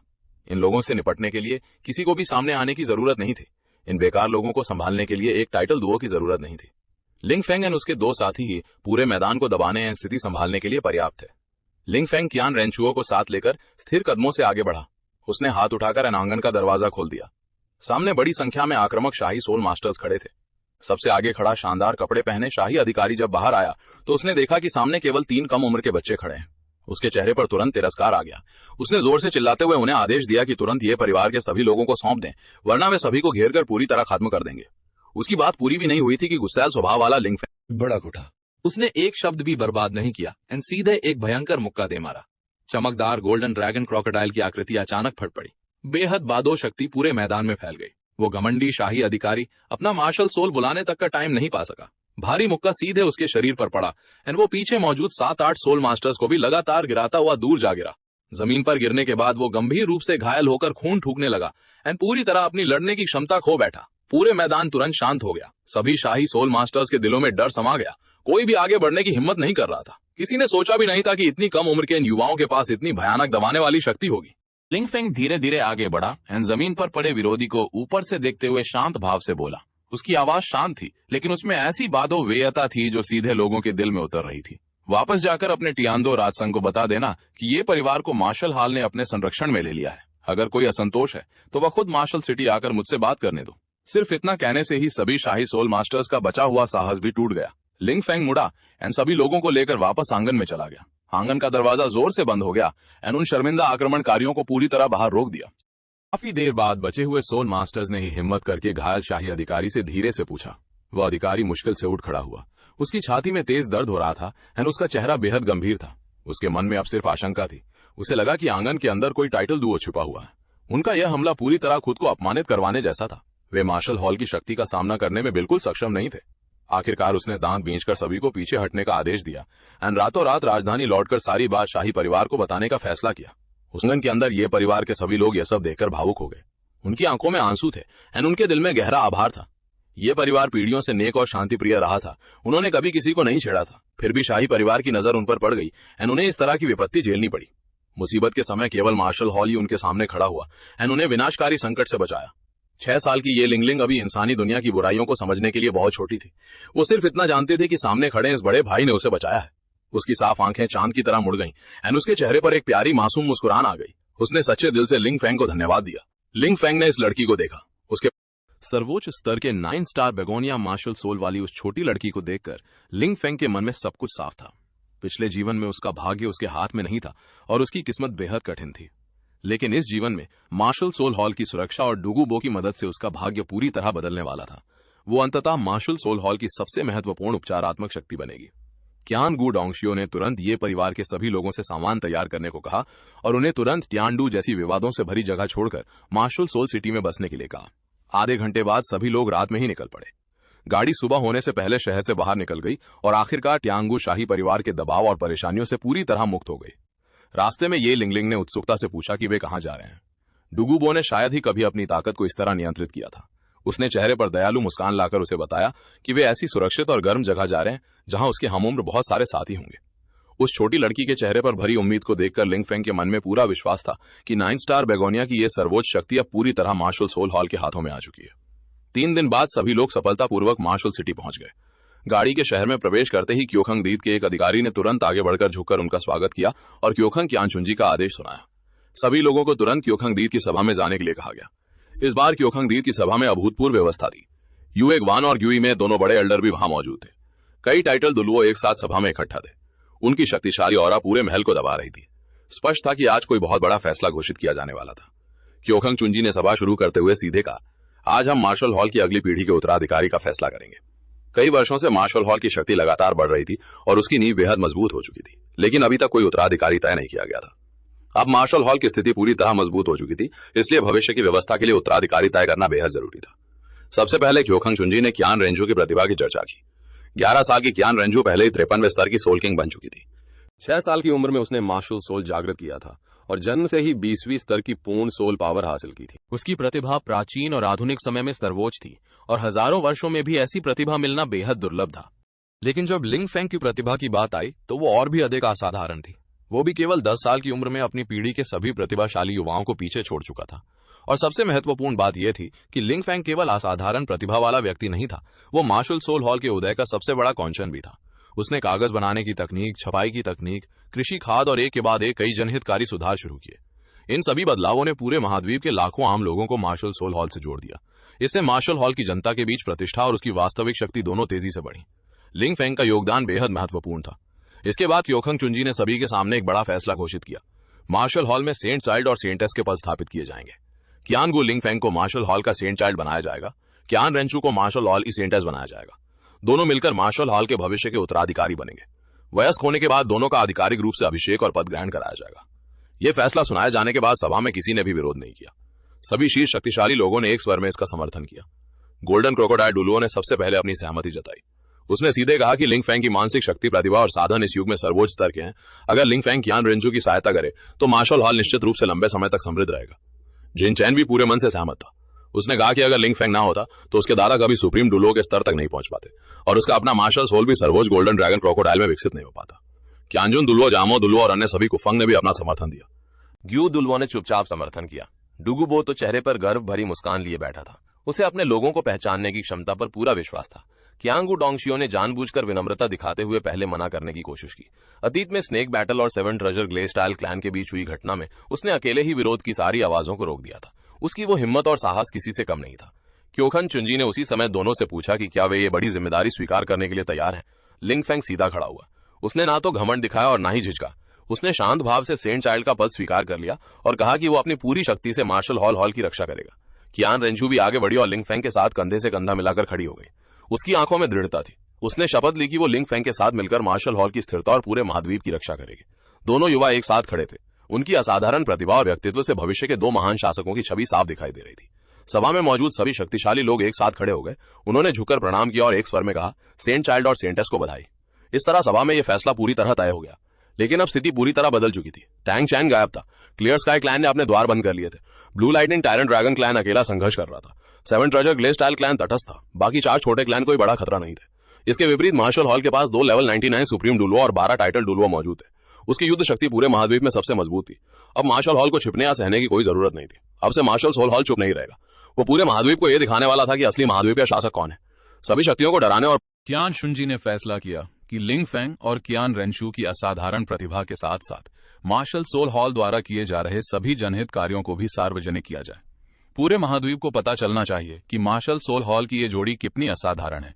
उन्हें यह भी पता चलना चाहिए कि सस्ता अनाज किसने उपलब्ध कराया और गरीब परिवारों की मदद किसने की। किसने गरीब बच्चों को पढ़ने लिखने का अवसर दिया, ये भी पूरे महाद्वीप को पता चलना चाहिए। जब ये परिवार की बात सामने आई तो क्यान शुंजी ने तुरंत वादा किया कि ये परिवार को सर्वोच्च स्तर की सुविधाएं दी जाएंगी और ये लिंगलिंग को पूरी शक्ति से प्रशिक्षित किया जाएगा। लिंग फेंग ने उसी समय सुझाव दिया कि ये लिंगलिंग की देखभाल डुगुबो करे। वो डुगु यान और नाना के साथ मिलकर बड़ी हो और मार्शल सोल हॉल की अगली पीढ़ी की सबसे मजबूत प्रतिभाओं में शामिल हो। सभी लोगों ने इस सुझाव को स्वीकार कर लिया। पूरी सभा एकजुट हो गई और सभी ने मार्शल हॉल के लिए जान तक देने की शपथ ली। लिंग फेंग ने सामने मौजूद इस शक्तिशाली व्यवस्था को देखा तो उसके मन में अनगिनत भावनाएं उमड़ पड़ी। पिछले जीवन में मार्शल सोल हॉल के विनाश की दुखद घटना और उस पर लगाए गए झूठे आरोप इस जीवन में पूरी तरह बदल चुके थे। उसने अपने हाथों से मार्शल सोल हॉल के लिए एक नया भविष्य बनाया था। 11 साल की उम्र में 2 मार्शल सोल्स और असाधारण सोल पावर रखने वाला लिंग फेंग सभी महाद्वीपीय प्रतिभाओं को दबा रहा था। उसकी शक्ति के सामने अनगिनत प्रतिभाएं फीकी पड़ गई थी। लोग उसकी और कियान रेंशू की असाधारण प्रतिभा से हैरान थे और साथ ही मार्शल हॉल के जनहित कार्यों के लिए उनके आभारी भी थे। मार्शल सोल हॉल की लोकप्रियता पूरे महाद्वीप में सबसे ऊपर पहुंच गई और उसने भ्रष्ट साम्राज्यों तथा पुराने क्लैन की व्यवस्था को पूरी तरह पीछे छोड़ दिया। इसके तुरंत बाद लिंग फेंग और कियान रेंशू ने मिलकर पूरे महाद्वीप की व्यवस्था बदल देने वाली एक और योजना शुरू की। पूरे महाद्वीप में मुफ्त मार्शल सोल किंडरगार्टन खोले गए। महाद्वीप के 6 वर्ष से कम उम्र के सभी बच्चे, चाहे वे किसी भी परिवार से हों, अमीर हो या गरीब, सभी वहां मुफ्त में प्रवेश ले सकते थे। बच्चों को शुरुआती शिक्षा दी जाती, पढ़ना लिखना सिखाया जाता और मार्शल सोल को समझने का अवसर दिया जाता। इन सभी खर्चों को मार्शल हॉल खुद उठाता था और इसके लिए किसी से एक भी पैसा नहीं लिया जाता था। इस कदम ने हजारों वर्षों से चली आ रही वर्ग व्यवस्था को पूरी तरह हिला दिया। अतीत में शिक्षा के संसाधनों पर केवल कुलीन परिवारों का अधिकार था और गरीब परिवारों के बच्चों के लिए आगे बढ़ने का रास्ता लगभग बंद था। अब वो व्यवस्था पूरी तरह समाप्त हो गई। सिर्फ 2 महीनों के भीतर पूरे महाद्वीप के मार्शल सोल किंडरगार्टन बच्चों से भर गए। बदलने का अवसर मिला। लाखों आम लोग मार्शल सोल हॉल के प्रति कृतज्ञ हो गए और सेंट चाइल्ड तथा सेंटेस को भगवान के समान सम्मान देने लगे। इस तरह मार्शल हॉल ने लोगों का विश्वास और समर्थन पूरी तरह हासिल कर लिया। मार्शल सोल हॉल की इस जबरदस्त उन्नति ने तटस्थ रहकर सब कुछ देखने वाले 7 ट्रेजर ग्ले स्टाइल क्लैन को भी हिला दिया। एक शांत मंडप के अंदर निंग फेंग जी अपनी गोद में छोटे निंग रोंग को लिए बैठा था। निंग फेंग जी अच्छी तरह जानता था कि क्यान गुडोंगशियो के पास 7 ट्रेजर ग्ले स्टाइल पगोड़ा को विकसित करने का अवसर मौजूद है। अब मार्शल हॉल की स्थिति पूरी तरह मजबूत हो चुकी थी और उसकी युद्ध शक्ति लगभग अजेय थी। अगर 7 ट्रेजर ग्ले स्टाइल क्लैन पुराने नियमों पर अड़ा रहा तो उसका प्रभाव धीरे धीरे कमजोर होता जाएगा। अगर उसने समय के साथ कदम नहीं मिलाया तो अंत में वो इस नए युग से बाहर हो जाएगा। निंग रोंग के भविष्य और अपने क्लैन के अस्तित्व को ध्यान में रखते हुए निंग फेंग जी ने आखिरकार एक फैसला कर लिया। वो खुद लोगों को लेकर मार्शल हॉल जाएगा और सहयोग का अवसर तलाशेगा। 8 दिन बाद निंग फेंग जी 2 टाइटर दुल्हों को साथ लेकर मार्शल सोल सिटी पहुंचा। क्योखंग द्वीप के अंदर कियान चुनजी को खबर मिलते ही वो बेहद उत्साहित हुआ। लिंग फेंग पहले से ही सब कुछ समझ चुका था। उसने साफ कहा कि निंग फेंग जी इस बार मार्शल की शुद्धि के अवसर और अपने क्लैन के भविष्य का रास्ता तलाशने आया। लिंग फेंग ने खुद सामने आने के बजाय पीछे रहकर पूरी स्थिति को नियंत्रित करने का फैसला किया। उसका शांत और स्थिर व्यवहार एक सेंट चाइल्ड के स्तर की समझ और नेतृत्व को दिखा रहा था। अतिथि कक्ष में मार्शल हॉल के 4 शीर्ष अधिकारियों ने खुद 7 ट्रेजर ग्ले स्टाइल क्लैन के लोगों का स्वागत। इस तरह 7 ट्रेजर ग्ले स्टाइल क्लैन को पूरा सम्मान दिया गया। कुछ देर औपचारिक बातचीत के बाद निंग फेंग जी ने अब और समय बर्बाद नहीं किया। वो सीधे मुख्य मुद्दे पर आया और मार्शल सोल हॉल से 7 ट्रेजर ग्ले स्टाइल पगोड़ा की शुद्धि और विकास के अवसर के बारे में पूछ लिया। और इसी क्षण महाद्वीप की 2 शीर्ष शक्तियों के बीच असली रणनीतिक टकराव आधिकारिक रूप से शुरू हो गया। वुहान सिटी के मुख्य महल में निंग फेंग जी सभा के बीच चुपचाप बैठा था। कई दिनों से उसके मन में दबा सवाल आखिरकार उसके मुंह से निकल ही गया। उसने 7 ट्रेजर ग्ले स्टाइल पगोड़ा की सीमाओं को तोड़ने का तरीका पूछ लिया। एक तरफ बैठे डुगुबो ने उसकी कई दिनों की सावधानी को तोड़ते हुए बात साफ कर दी। क्यांग गुडोंगशियाओ ने कुछ देर सोचकर सीधे कहा कि मार्शल सोल हॉल के पास वास्तव में 7 ट्रेजर ग्ले स्टाइल पगोड़ा को विकसित करने का तरीका है, लेकिन सफलता या असफलता मार्शल हॉल पर निर्भर नहीं करती, बल्कि खुद 7 ट्रेजर ग्ले स्टाइल क्लैन पर निर्भर करती। यह सुनकर निंग फेंग जी का दिल जोर से धड़क उठा। उसने तुरंत कारण पूछा। युए गुआन ने मुस्कुराते हुए समझाया कि दुनिया के लोग मानते हैं कि 7 ट्रेजर ग्ले स्टाइल पगोड़ा का 79वां स्तर ही मार्शल सोल की अंतिम सीमा है। वास्तव में ऐसा नहीं है। इसमें केवल एक विशेष स्वर्गीय खजाने की कमी है। उस खजाने को पाने के बाद मार्शल सोल को विकसित किया जा सकता है और उसकी सीमा को तोड़ा जा सकता है। पूरे दोलुओ महाद्वीप में प्रसिद्ध अद्वितीय प्रतिभाशाली बन चुका था। उसने शिष्टता से निंग फेंग जी को प्रणाम किए और अपनी उंगली से निंग रोंग के मासूम चेहरे को हल्के से छुआ। उसका व्यवहार बेहद शांत और नम्र था। निंग फेंग जी उस खजाने की सच्चाई जानने के लिए बेचैन था।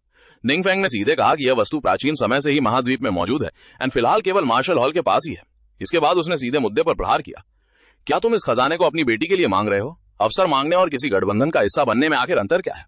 निंग फेंग जी कड़वाहट से मुस्कुराया एंड कुछ देर चुप रहा। निंग फेंग की आंखें साफ थी। उसने एक ही बात कहकर निंग फेंग जी को जैसे नींद से जगा दिया।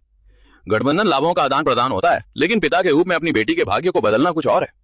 उसने साफ कहा कि 7 ट्रेजर ग्ले स्टाइल क्लैन के पास शक्ति, धन एवं संबंधों में किसी चीज की कमी नहीं है। वे निंग रोंग को जीवन भर सुरक्षित रख सकते हैं, लेकिन इसके साथ ही वो उसकी 79वें स्तर की जीवन भर की सीमा को भी हमेशा के लिए तय कर देंगे। केवल मार्शल हॉल ही उसे अपनी नियत उससे भी ऊंचे स्तर तक पहुंचने का अवसर दे सकता है। निंग फेंग जी ने अपनी गोद में बैठी मासूम बेटी को नीचे देखा। उसके मन में तरह तरह के संघर्ष चल रहे थे। काफी देर बाद उसने सिर उठाया एंड मार्शल सोल हॉल की मांग पूछी। लिंग फेंग ने शांत भाव से जवाब दिया कि फिलहाल 7 ट्रेजर ग्ले स्टाइल क्लैन को कुछ भी देने की जरूरत नहीं है। उस एक वाक्य ने पूरी स्थिति की असली दिशा स्पष्ट कर दी। निंग फेंग जी अब पूरी तरह समझ चुका था। इतने पर उसने तुरंत कोई फैसला नहीं किया। उसने सिर्फ कुछ समय मांगा ताकि वो इस मामले पर अच्छी तरह विचार कर सके। इसके बाद लिंग फेंग ने उसे वुहान सिटी में कुछ समय रुकने के लिए कहा। लिंग फैंग के जाने से पहले उसने एक बार फिर पीछे मुड़कर देखा एंड निंग रोंग रोंग की ओर हाथ हिलाया। उसकी आंखों में गहरा अर्थ छिपा था। महल के अंदर अब केवल चैन चेन एंड निंग फेंगजी रह गए। सॉर्ड डॉलुओ ने धीमी आवाज में उससे उसके फैसले के बारे में पूछा। निंग फेंगजी ने अपनी बेटी के मासूम चेहरे को देखा एंड धीमी आवाज में कहा कि वो अपने क्लैन के भविष्य पर एक बार दांव लगाने का फैसला कर चुका है, अपनी बेटी के इस असाधारण अवसर के लिए। कुछ दिनों बाद सभी लोगों ने वन सिटी से विदा ली। इसके बाद अगले आधे वर्ष तक महाद्वीप की स्थिति ऊपर से शांत दिखाई देती रही, लेकिन अंदर ही अंदर पहले से ही कई शक्तियां हलचल कर रही थी। Seven treasure glaze tile clan ने चुपचाप ऊंची कीमत पर मार्शल सोल हॉल से सामान खरीदना शुरू कर दिया और फिर मार्शल सोल हॉल की दुर्लभ धातु की जरूरतों को लागत मूल्य पर पूरा करने लगा। यह अदृश्य व्यापारिक गठबंधन निंग फेंगजी के फैसले को पूरी तरह साबित कर चुका था। टियानदो के दरबार में एम्परर बेहद गुस्से में था, लेकिन मार्शल सोल हॉल की शक्ति से डर के कारण उसके पास कुछ करने का कोई रास्ता नहीं था। इसी दौरान मार्शल सोल हॉल की बच्चों को प्रशिक्षित करने की योजना भी लगातार आगे बढ़ रही थी और क्लैन के भविष्य की नींव मजबूत हो रही थी। 6 महीने का समय पलक झपकते ही बीत गया। लिंग फेंग ने कभी भी अपनी कल्टीवेशन में ढिलाई नहीं की।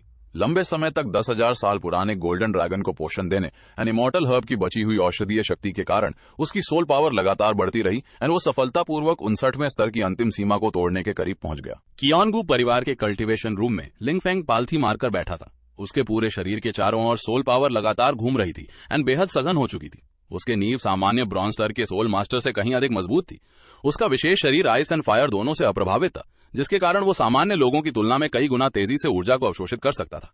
3 दिनों तक बंद कमरे में कल्टीवेशन करने के बाद उसने 10,000 साल पुराने गोल्डन ग्लू का आखिरी टुकड़ा निगल लिया एंड अपनी ब्रेक थ्रू की नींव को पूरी तरह मजबूत कर लिया। कमरे के बाहर कियानगू डोंगशियाओ एंड टुबा व्योयर चुपचाप इंतजार कर रहे थे। दोनों के दिल में उम्मीद थी। अचानक एक विशाल सोल पावर पूरे आंगन में फैल गई। हल्की ड्रैगन माइट चारों दिशाओं में फैलने लगी। ब्रेक थ्रू की शक्ति अचानक फट पड़ी। कल्टीवेशन रूम का दरवाजा खुला एंड लिंग फेंग धीरे धीरे बाहर आया। उसकी ऑरा बेहद सघन एंड भारी थी। कियांगू डोंगशियाओ ने उससे पूछा कि उसकी नींव पूरी तरह स्थिर हुई या नहीं। लिंग फेंग ने साफ कहा कि उसकी नींव बेहद मजबूत है। बची हुई औषधीय शक्ति को पूरी तरह अवशोषित करने के बाद वह स्थिर रूप से 61वें स्तर तक पहुंच जाएगा एंड फिर अपने छठे सोल रिंग को हासिल करेगा। लिंग फेंग ने दृढ़ स्वर में कहा कि वह 10,000 साल पुराने सोल रिंग को नहीं, बल्कि 1,00,000 साल पुराने सोल रिंग को हासिल करेगा। उसने पहले से ही पूरी योजना बना रखी थी। जब उसकी स्थिति पूरी तरह सर्वोच्च स्तर पर पहुंच जाएगी, तब वह स्टार डॉग ग्रेट फॉरेस्ट जाएगा एंड वहां हेवन द्वारा पोषित dark demon evil God tiger का सोल रिंग अवशोषित करेगा। पिता और पुत्र ने इसी दौरान टैंग हाओ एंड क्लियर स्काई क्लैन पर भी ध्यान दिया। क्लियर स्काई क्लैन अभी भी पहाड़ बंद करके छिपा हुआ था। टैंग हाओ की ओर से लंबे समय से कोई खबर नहीं थी। लिंग फेंग सब समझ रहा था। वो जानता था कि यह शूरा गॉड की शक्ति धारण करने वाली शक्तिशाली व्यक्ति इतनी आसानी से हमेशा के लिए शांत नहीं रहेगा। जिस दिन वह वापस लौटेगा, उसी दिन clear sky clan and blue lightning tyrant dragon clan से हिस्सा चुकता करने का युग शुरू होगा। अपनी स्थिति को अच्छी तरह तैयार करने के बाद लिंग फेंग मार्शल सोल हॉल के गोपन ध्यान में पहुंचा। महल के अंदर सभी गोपन अपने अपने काम में लगे हुए थे। लिंग फेंग की बदली हुई ऑरा महसूस होते ही सभी की निगाहें एक साथ उसकी ओर मुड़ गई। लिंग फेंग ने शांत भाव से प्रणाम किया। मैं लिंग फेंग सभी वरिष्ठों को प्रणाम करता हूँ। वह सहजता से आगे बढ़ा। मुख्य आसन पर बैठे कियान दाओलियो ने एक नजर में ही उसके ब्रेक थ्रू को देख लिया। जब उसे पता चला कि लिंग फेंग केवल 11 साल की उम्र में 60वें स्तर को पार कर चुका है, तो छाओ गोपन पूरी तरह हैरान रह गए। गोल्डन क्रोकोडाइल दोलवा ने बेहद प्रशंसा के साथ कहा कि उसने अपने पूरे जीवन में लिंग फेंग जैसा असाधारण युवा प्रतिभा। जुन एंड जांगमो दोनों भाइयों ने अपनी युवावस्था की कल्टीवेशन से लिंग फेंग की तुलना की एंड उनके बीच का अंतर देखकर मन ही मन हैरान रह गए। किंग लुआन, श्योंगशी एंड वांग लिंग तीनों गोपों ने भी एक के बाद एक कहा कि लिंग फेंग की नींव बेहद मजबूत है एंड उसकी प्रतिभा असाधारण है। वह मार्शल सोल हॉल की नंबर 1 प्रतिभा कहलाने के पूरे तौर पर योग्य है। कियान दाओलियो ने हाथ उठाकर सभी की चर्चा रोक दी। उसने गंभीरता से लिंग फेंग से उसके छठे सोल रिंग की योजना पूछी। लिंग फेंग ने साफ कहा कि वह स्टार डॉग ग्रेट फॉरेस्ट जाकर dark demon evil God tiger का 1,00,000 साल पुराना सोल रिंग अवशोषित करेगा। उसने यह भी बताया कि dark demon evil God tiger की मानसिक शक्ति बेहद खतरनाक है। जिसकी मानसिक दृढ़ता कमजोर होगी, उसके लिए उसका सोल रिंग उल्टा प्रतिक्रिया करके गंभीर नुकसान पहुंचा सकता है। कियान दाओलियो ने उसे पूछा कि क्या वह अभी भी इस ब्रेक थ्रू पर अड़ा हुआ है।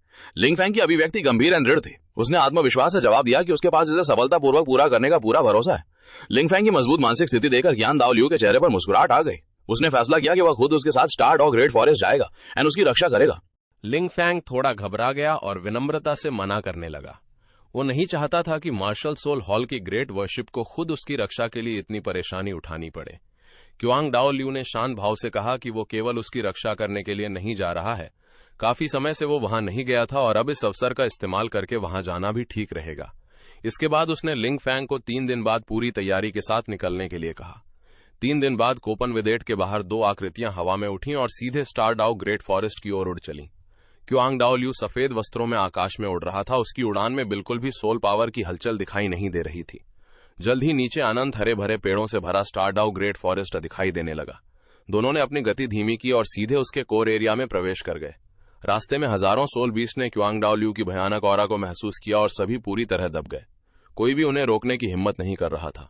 गहरे नीले और शांत लाइफ लेक के सामने डी टियान हाथ पीछे किए खड़ा था। वो काफी समय से उनका इंतजार कर रहा था। लिंग फैंग को देखते ही सोल बीस्ट के शासक ने उसकी बढ़ी हुई कल्टीवेशन को एक नजर में पहचान लिया। उसने लगातार उसकी प्रतिभा की प्रशंसा की और कहा कि उसकी प्रतिभा उस समय के युवा एंजल गॉड से भी कहीं अधिक है। इसके बाद डी टियान ने एक चौंकाने वाली बात कही। जिस dark demon evil God tiger को लिंग फैंग ने 4 वर्षों तक खुद तैयार किया था, वो पहले ही 1 लाख साल की सीमा पार कर चुका था और अब उसकी कल्टीवेशन लगभग 2 लाख साल के करीब पहुंच चुकी थी। वो पहले ही एक खुंगसॉस के स्तर में प्रवेश कर चुका था। डी टियान ने गंभीरता से चेतावनी दी कि 2 लाख साल पुराने खुंगसॉस के भीतर जमा हुई भयानक आसमान तक पहुंच चुकी होती है। उसकी मानसिक शरण शक्ति सामान्य 10,000 साल पुराने सोल बीज से कहीं अधिक होती है। थोड़ी सी भी लापरवाही हुई तो वो व्यक्ति की मानसिक चेतना को निगल सकता है। डी टियान ने लिंग फैंग से पूछा कि क्या वो अभी भी अपना ब्रेक थ्रू जारी रखने पर अड़ा हुआ है। लिंग फैंग का चेहरा गंभीर था। उसने दृढ़ता से जवाब दिया। डी टियान ने इसके बाद कोई और सवाल नहीं किया। वो मुड़ा और दोनों को लाइफ लेक के पार ले गया। कुछ देर बाद वे एक अंधेरी और सुनसान घाटी के सामने पहुंचे। घाटी की दीवारें बेहद खड़ी थी। वहां घास का एक तिनका भी नहीं उगता था। घाटी के नीचे और हिंसक औरा फैल रही थी। उसमें हल्की ड्रैगन माइट भी मिली हुई थी, जिससे आसपास का वातावरण बेहद डरावना बन गया था। डी टियान ने कहा कि उसने पहले ही वहां एक फॉर्मेशन लगा दी है और dark demon evil God tiger को उसके अंदर फंसा दिया है। वो वहां से बाहर नहीं निकल सकता। लिंग फैंग अकेला अंदर जाकर अपना ब्रेक थ्रू करेगा। अगर वो जीवन और मृत्यु के बीच पहुंच गया तो डी टियान खुद आगे आकर उसकी जान बचाएगा। डी टियान गंभीरता से उसे समझा रहा था। एक मानव युवक और एक सोल बीस्ट के बीच ये घटना एक नया चमत्कार पैदा कर सकती थी। डी टियान के मन में भी गहरी जिज्ञासा थी। वो देखना चाहता था कि क्या यह असाधारण मानव युवक 2 लाख साल पुराने खुंगसॉस के सोल रिंग की फांसत को सहन कर पाएगा। घाटी की गहराई में अचानक लाल रंग की विशाल पशु आंखें खुल गईं। उसी क्षण लिंग फैंग के शरीर पर 6 सोल रिंग्स दिखाई दिए। Dark holy dragon martial soul पूरी तरह प्रकट हो गया। उसने पानलोंग स्टाफ को कसकर पकड़ लिया और पूरी सावधानी से सामने देखने लगा। एक विशालकाय बाघ धीरे धीरे अंधेरे से बाहर आया। उसका पूरा शरीर काला था। उसकी पीठ पर 2 विशाल पंख थे। उसकी छाया और हिंसक ऑरा ने पूरे क्षेत्र को ढक लिया। 2 लाख साल पुराना dark demon evil God tiger लिंग फैंग को ऊपर से घूर रहा था। बाघ ने अपनी भारी आवाज में चेतावनी दी। उसकी हर हरकत जमीन को दहला रही थी। लिंग फैंग ने अपनी dark holy dragon martial soul को और मजबूत किया। उसकी धमनियों में दौड़ती सोल पावर अब हवा में गूंज रही थी। बिना एक पल गवाए उसने पानलोंग स्टाफ से बाघ पर हमला किया। दोनों के बीच टक्कर से पूरा क्षेत्र रोशनी से भर गया। सामने 60वें स्तर के सोल किंग रेल्म वाले लिंग फैंग को देखकर dark demon evil God tiger ने आसमान हिला देने वाली जोरदार हंसी लगाई। उसके स्वर में पूरी तरह उपहास और तिरस्कार भरा हुआ था। उसने मुंह खोलकर काले रंग की 7 शक्तियों को इकट्ठा करना शुरू किया, लेकिन अचानक रुक गया। लिंग फैंग की शांत और बिना किसी लहर वाली आंखों ने उसके मन में बेचैनी पैदा कर दी। क्या तुम्हें मुझसे डर नहीं लगता? इविल गॉड टाइगर ने ठंडी आवाज में पूछा। लिंग फैंग का चेहरा बिल्कुल शांत था। डरता हूं, लेकिन फिर भी लड़ना है। इन शब्दों ने हजारों वर्षों से जीवित इविल गॉड टाइगर की रुचि जगा दी। उसने हाथ उठाया और एक धूसर रोशनी का गोला बना दिया। सिर्फ एक इंसान सोल किंग। धूसर रोशनी ने तुरंत पूरी घाटी को ढक लिया। अंतरिक्ष टूटने लगा और लगातार अस्थिर होने लगा। एक ऐसी विचित्र शक्ति ने लिंग फैंग के शरीर को जकड़ लिया जिससे वो हिल भी नहीं पा रहा था। जब रोशनी धीरे धीरे गायब हुई तो लिंग फैंग की आंखें सिकुड़ गई। वो खुद को 6 साल के बच्चे के रूप में बदलता हुआ देख रहा था। उसके सामने dark demon evil God tiger भी एक छोटे बच्चे जैसे बाघ में बदल चुका था। उसका शरीर छोटा था, लेकिन उसके भीतर से निकलने वाली भयानक खुंगवी अब भी आसमान तक पहुंच रही थी। छोटे बाघ ने मासूम सी आवाज में कहा, मेरे जीवन मृत्यु के निर्णायक मैदान में आपका स्वागत है। उसकी आवाज बचपन जैसी थी, लेकिन उसका लहजा बेहद घमंडी था। यहाँ सभी के स्तर का अंतर पूरी तरह मिट जाता है। अब तुम और मैं दोनों अपने बचपन के रूप में। मेरे पास हजारों वर्षों का युद्ध अनुभव है। तुम मेरे सामने क्या करोगे? लिंग फैंग ने अपने छोटे हाथों को देखा, लेकिन उसे बिल्कुल डर नहीं लगा। इसके बजाय उसकी आंखें और भी तेज हो गई। उसने एक एक शब्द दृढ़ता से कहा, मेरी सोल पावर का स्तर तुमने बराबर कर दिया है, लेकिन तुम मेरी शारीरिक नींव को नहीं मिटा सकते। 6 बार की तपस्या ने मेरी आइस और फायर दोनों मुझ पर असर नहीं करते। मेरे पास उच्च स्तर के सोल किंग की मानसिक शक्ति है। मैंने खुद 38,000 साल पुराने डार्क ड्रैगन को मारकर अपना तीसरा सोल रिंग हासिल किया था। तुम मेरे सोल पावर के स्तर को मिटा सकते हो, लेकिन मेरी शारीरिक नींव, सर्वोच्च मानसिक शक्ति और हजारों बार तपाई गई मेरी लड़ाई की क्षमता को नहीं मिटा सकते। पानलोंग स्टाफ धीरे धीरे उसकी हथेली में आ गया। लिंग फैंग ने एक कदम आगे बढ़ाया। उसकी ऑरा ने पूरे मैदान को दबा दिया। Dark demon evil God tiger का चेहरा आखिरकार गंभीर हो गया। अब उसे समझ आया कि सामने वाला इंसान बिल्कुल साधारण नहीं था। उसकी नींव बेहद भयानक थी। अब उसने समय बर्बाद नहीं किया।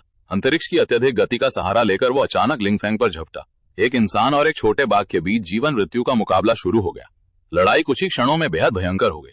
यहाँ किसी के सोल पावर के स्तर का दबाव नहीं था, सिर्फ शुद्ध शारीरिक शक्ति और युद्ध कौशल की टक्कर थी। जितना अधिक इविल गॉड टाइगर लड़ता गया, उतना ही अधिक हैरान होता गया। उसके शक्तिशाली पंजे लिंग फैंग के शरीर की रक्षा को तोड़ नहीं पा रहे थे। उसकी बाधाल शिक्की लिंग फैंग की मानसिक रक्षा को भी भेद नहीं पा रही थी। लिंग फैंग की आक्रमण और रक्षा के बीच तालमेल पूरी तरह निर्दोष था। उसका युद्ध अनुभव सामान्य लोगों की कल्पना से कहीं अधिक था। कियान डाओ ल्यू और डी तियान हवा में खड़े होकर इस लड़ाई को देख रहे थे। डी तियान ने गंभीरता से कहा कि ये जीवन मृत्यु का निर्णायक मैदान इवल गॉड टाइगर क्लैन की अंतिम सर्वोच्च शक्ति है। अनगिनत शक्तिशाली लोग इसके अंदर हार चुके थे। कियान डाओ ल्यू ने मैदान में मौजूद उस युवक को देखा। उसकी आंखों में गहरा आश्चर्य था। ये 10,000 साल पुराने सोल बीस्ट के स्वेच्छा से बलिदान करने का संकेत था। इवल गॉड टाइगर अब भी हार मानने को तैयार नहीं था। हजारों वर्षों की कल्टीवेशन एक इंसान के सामने गिर गई थी, लेकिन निष्पक्ष निर्णायक लड़ाई में हारने के बाद उसके मन में कोई असंतोष नहीं बचा था। उसकी लाल आंखों में अब हत्या की भावना नहीं थी। तुमने मुझे आमने सामने हरा दिया है। तुम मेरे बलिदान के योग्य हो। अचानक भयंकर लाल रोशनी ने पूरे मैदान को घेर लिया। 10,000 वर्षों पुराना इवल गॉड टाइगर स्वेच्छा से बलिदान करने का निर्णय ले चुका था। गर्म रक्त जैसी लाल रोशनी आसमान में उठी और पूरी घाटी को ढक लिया। Dark demon evil god tiger की आखिरी आवाज पूरे आकाश में गूंज उठी। इंसान, मेरे इवल गॉड नाम को याद रखना। मेरी शक्ति को लेकर डूलो के शिखर तक पहुंच जाना। इसी समय स्टार डाउ ग्रेट फॉरेस्ट के बाहरी इलाके में गंभीर रूप से घायल टैंग हाउ जंगल में भटक रहा था। उसके शरीर पर अभी तक चोटों के निशान थे और वो पूरी तरह ठीक नहीं हुआ था। आधे साल पहले मार्शल सोल हॉल से भागने के बाद वो क्लियर स्काई क्लैन में मौजूद टैंग सैन को साथ लेकर लगातार जगह जगह भटक रहा था। अब उसके पास कोई रास्ता नहीं बचा था, इसलिए वो स्टार डाउ ग्रेट फॉरेस्ट में घुस आया और अपनी कल्टीवेशन को आगे बढ़ाने तथा बदला लेने की शक्ति हासिल करने के लिए सोल रिंग तलाशने लगा। दूर से अचानक आसमान की ओर उठती एक भयंकर रोशनी ने टैंग हाउ का ध्यान अपनी ओर खींच लिया। उसका दिल तेजी से धड़क उठा। इतनी विशाल और शुद्ध ऊर्जा निश्चित रूप से 1,00,000 साल से भी पुराने सर्वोच्च स्तर के सोल बीस्ट के बलिदान से ही आ सकती थी।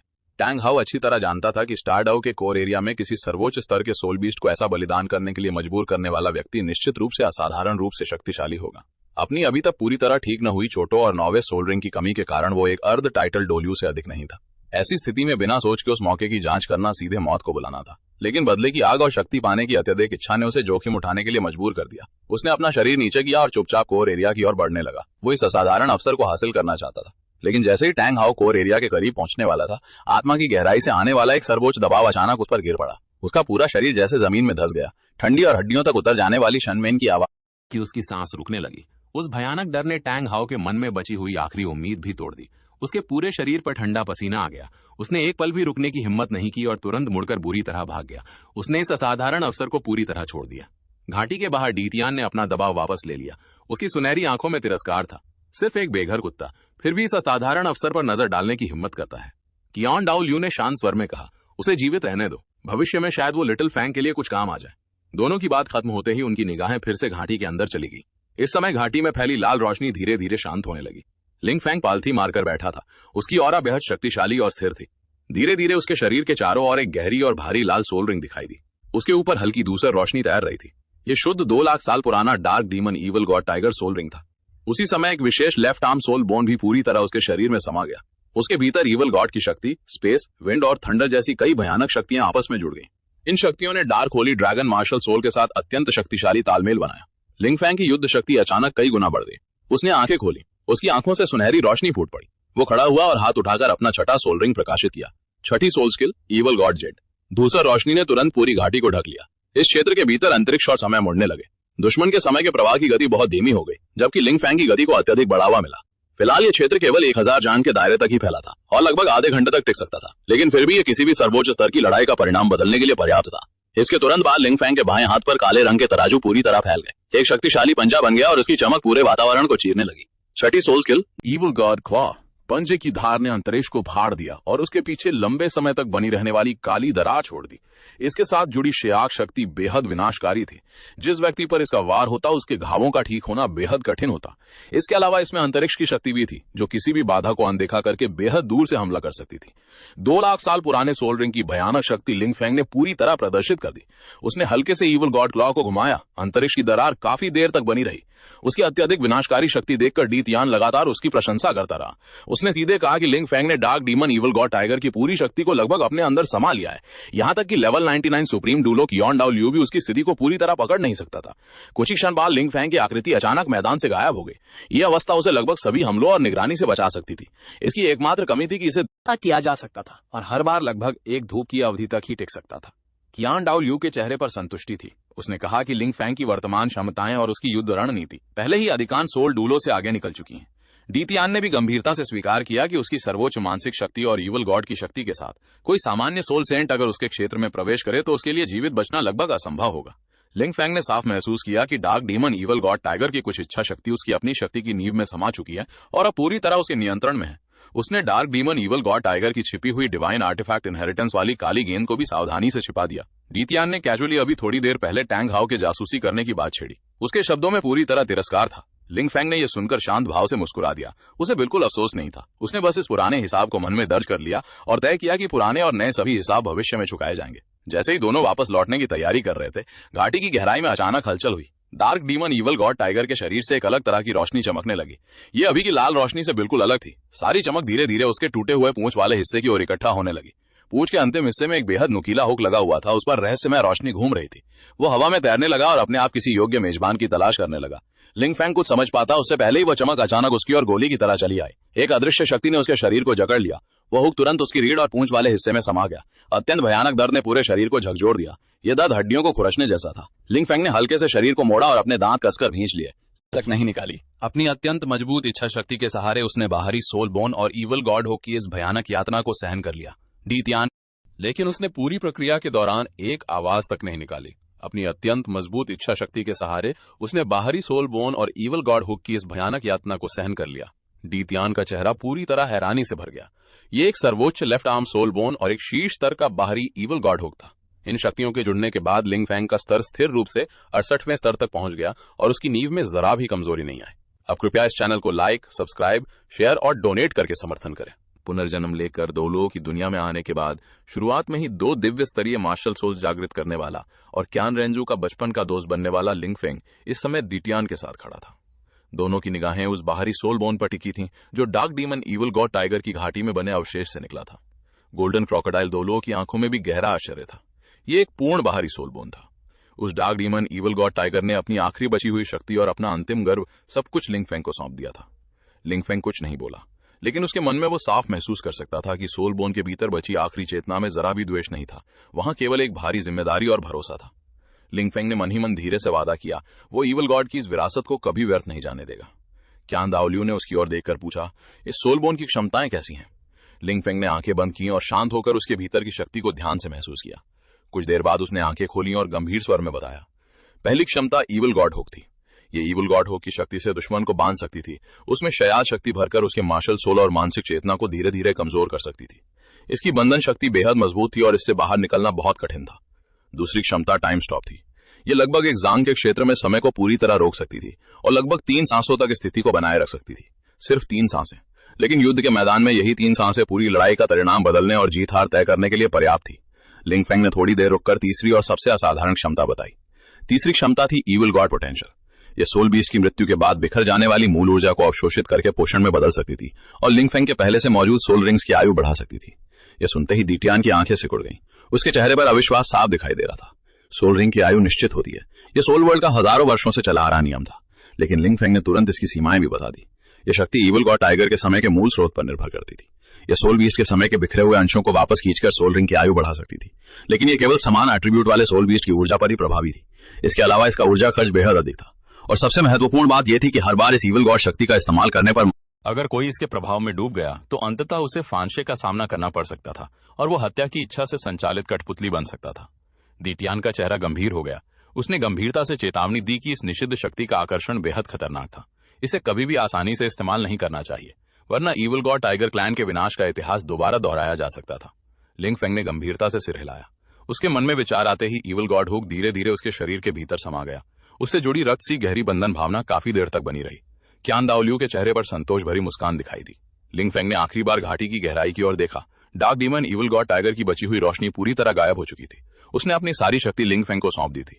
लिंग फेंग ने मन ही मन फिर वादा किया कि वो इस शक्ति को बेहद सावधानी से संभालेगा। इसी दौरान स्टार डॉग ग्रेट फॉरेस्ट के बाहरी इलाके में टैंग हाउ बुरी तरह भाग रहा था। उसके पूरे शरीर पर ठंडा पसीना था और उसकी चोटें अभी भी गंभीर थी। कुछ ही देर पहले जिस शौंसाव की शक्ति ने उसे दबाया था, उसका दबाव इतना भयानक था कि वो क्यान दाओलियू से भी ज्यादा घुटन पैदा करने वाला महसूस हुआ। उसके मन में अत्यधिक निराशा पैदा हो गई। टैंग हाउ ने अनुमान लगाया कि उस प्रकाशमय ऊर्जा को अवशोषित करने वाला व्यक्ति मार्शल सोल हॉल का कोई सर्वोच्च प्रतिभाशाली युवक होगा। भविष्य में वही उसके बदले का सबसे बड़ा अवरोध बनेगा। उसके मन में अपराध बोध भी था और बदले की आग भी। उसने अपने छोटे बेटे को एक किसान दंपति के हवाले कर दिया। उसने अपना नाम भी नहीं बताया। सिर्फ इतना कहा कि बच्चे को लिटिल सान कहकर बुलाएं। सोते हुए बच्चे को आखिरी बार देखकर टैंग हाउ ने अपने मन के सारे लगाव को दबा दिया। उसने अपने पीछे की सभी चिंताओं को काट दिया और निर्णायक रूप से जंगल की गहराई में चला गया। इस बार उसके पास केवल एक लक्ष्य था, टाइटल डोलुओ बनना। या तो वह सफल होगा या फिर मर जाएगा। उसने पहले ही अपने लिए एक उपयुक्त 80,000 साल पुराने ग्रेट स्टर्न डीमन एप को चुन लिया था। अभी तक पूरी तरह ठीक न हुए टैंग हाउ ने अपनी पूरी शक्ति से सोल पावर को बाहर निकाला। उसके सोल रिंग्स तेजी से चमकने लगे और भयंकर शक्ति फट पड़ी। ग्रेट स्टर्न डीमन एप के भीतर छिपी भयानक शक्ति भी पूरी तरह जाग उठी। एक विशाल ग्रेट स्टर्न डीमन एप उसके सामने प्रकट हुआ। उसकी शक्ति आसमान तक पहुंच रही थी। उसने अपना विशाल हाथ उठाया और जमीन पर जोरदार प्रहार कर दिया। टैंग हाउ ने क्लियर स्काई हैमर उठाकर उस हमले को सीधे रोकने की कोशिश की। भयंकर धमाके से पूरा जंगल कांप उठा। चारों तरफ की जमीन और पत्थर उड़ गए। टैंग हाउ तुरंत पीछे जा गिरा और उसके मुंह से खून निकल आया। उसके पुराने घाव फिर से फट गए। वो हर बार हथौड़ा चलाता, लेकिन ग्रेट स्टर्न डीमन एप आसानी से उसके हमलों को रोक देता। उसकी चोटें लगातार बढ़ती जा रही थी, लेकिन बदले की आग उसे लगातार लड़ने के लिए मजबूर कर रही थी। वो मरने से भी नहीं डर रहा था। ग्रेट स्ट्रेंथ डीमन एप आखिरकार पूरी तरह क्रोधित हो गया। उसने दोनों विशाल हथेलियों को पहाड़ की तरह उठाया और जोरदार प्रहार किया। पूरी शक्ति से किए गए उस हमले ने टैंग हाउ को बुरी तरह घायल कर दिया। वो टूटे हुए मलबे के बीच गिर पड़ा। उसकी हड्डियां टूट चुकी थीं और पूरे शरीर से खून बह रहा था। फिर भी वो पागलों की तरह हंसता रहा। वो हार मानने के लिए तैयार नहीं था। उसी समय धरती जोर से कांप उठी। एक अत्यंत भयानक दबाव पूरे क्षेत्र में फैल गया। अभी तक भयंकर ग्रेट स्ट्रेंथ डीमन एप भी अचानक शांत हो गया। वो डर के मारे कांपने लगा और जमीन पर झुक गया। जंगल की गहराई से लगभग 20 जांग ऊंचा एक सुनहरा टाइटन जायंट एप धीरे धीरे सामने आया। वो 1 लाख साल पुराना शॉसॉ किंग था। उसकी उपस्थिति मात्र से आसपास की हवा जम गई। ग्रेट स्ट्रेंथ डीमन एप का पूरा शरीर कठोर हो गया। उसकी बचने की क्षमता पूरी तरह दब गई, यहां तक कि वो माफी मांगने के लिए मुंह भी नहीं खोल पा रहा था। टाइटन जायंट एप ने ऊपर से उस छोटे इंसान को देखा। फिर उसने हाथ उठाया। एक विशाल पैर अचानक आसमान से नीचे आया और जमीन पर जोरदार तरीके से पड़ा। मरने से पहले टैंग हाउ के दिमाग में आवेन और टैंग सान की छवियां चमकी। उसके भीतर वर्षों से जमा बदले और नफरत के बीच अचानक एक अजीब सी शांति आई। उसने हल्की मुस्कान के साथ मौत को स्वीकार कर लिया। विशाल पैर के नीचे जमीन धंस गई। एक गहरा गड्ढा बन गया। टैंग हाउ का शरीर पूरी तरह नष्ट हो गया। वो वहीं मारा गया। टाइटन जायंट एप ने उस मृत ग्रेट स्ट्रेंथ डीमन एप की ओर एक नजर और फिर जंगल की गहराई में लौट गया। कुछ ही देर में पूरा जंगल फिर से शांत हो गया। 3 दिन बाद किसान दंपति काफी देर तक टैंग हाउ का इंतजार करते रहे। जब वो वापस नहीं आया तो उनके मन में समझ आ गया कि उसके साथ कोई अनहोनी हो चुकी है।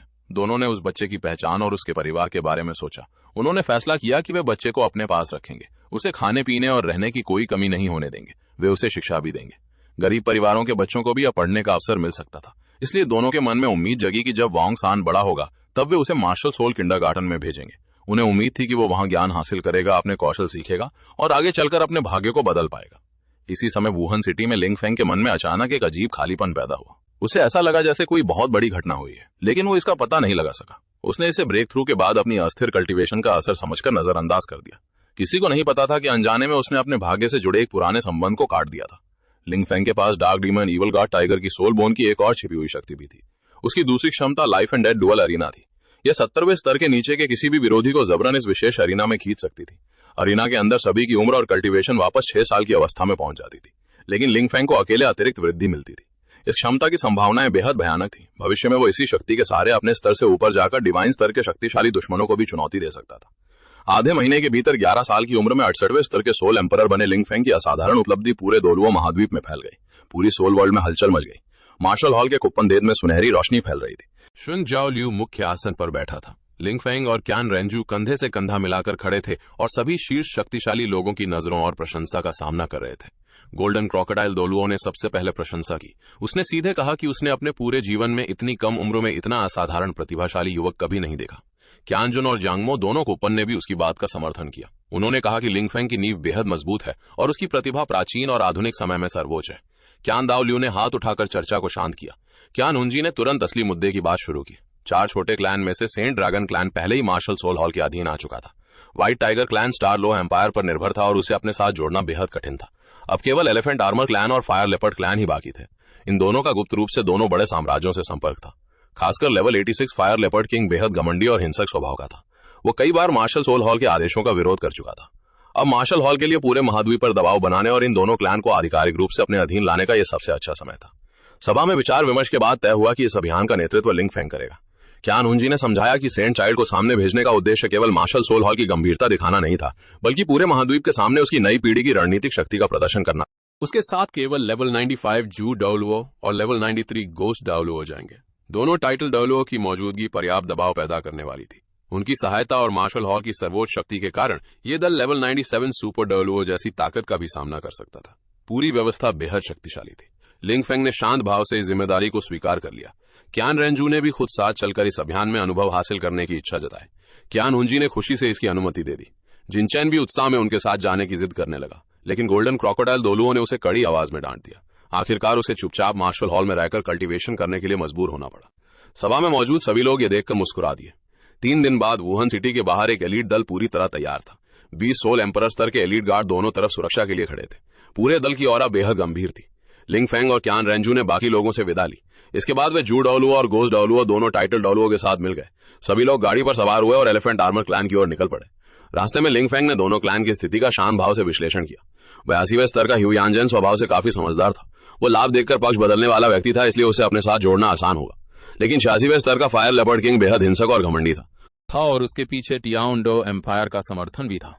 वो सबसे कठिन विरोधी साबित होने वाला था। क्यान रेंजू ने चिंता जताई कि अगर फायर लेपर्ड क्लैन ने आत्मसमर्पण करने से इनकार कर दिया तो क्या होगा। लिंग फेंग की आंखों में ठंडी चमक दिखाई दी। उसने शांत भाव से कहा, जो झुकेगा उसे अपने साथ ले लेंगे। अगर विरोध किया तो दोनों निषेध क्षेत्रों का इस्तेमाल करके उसे पूर्ण शक्ति से दबा देंगे।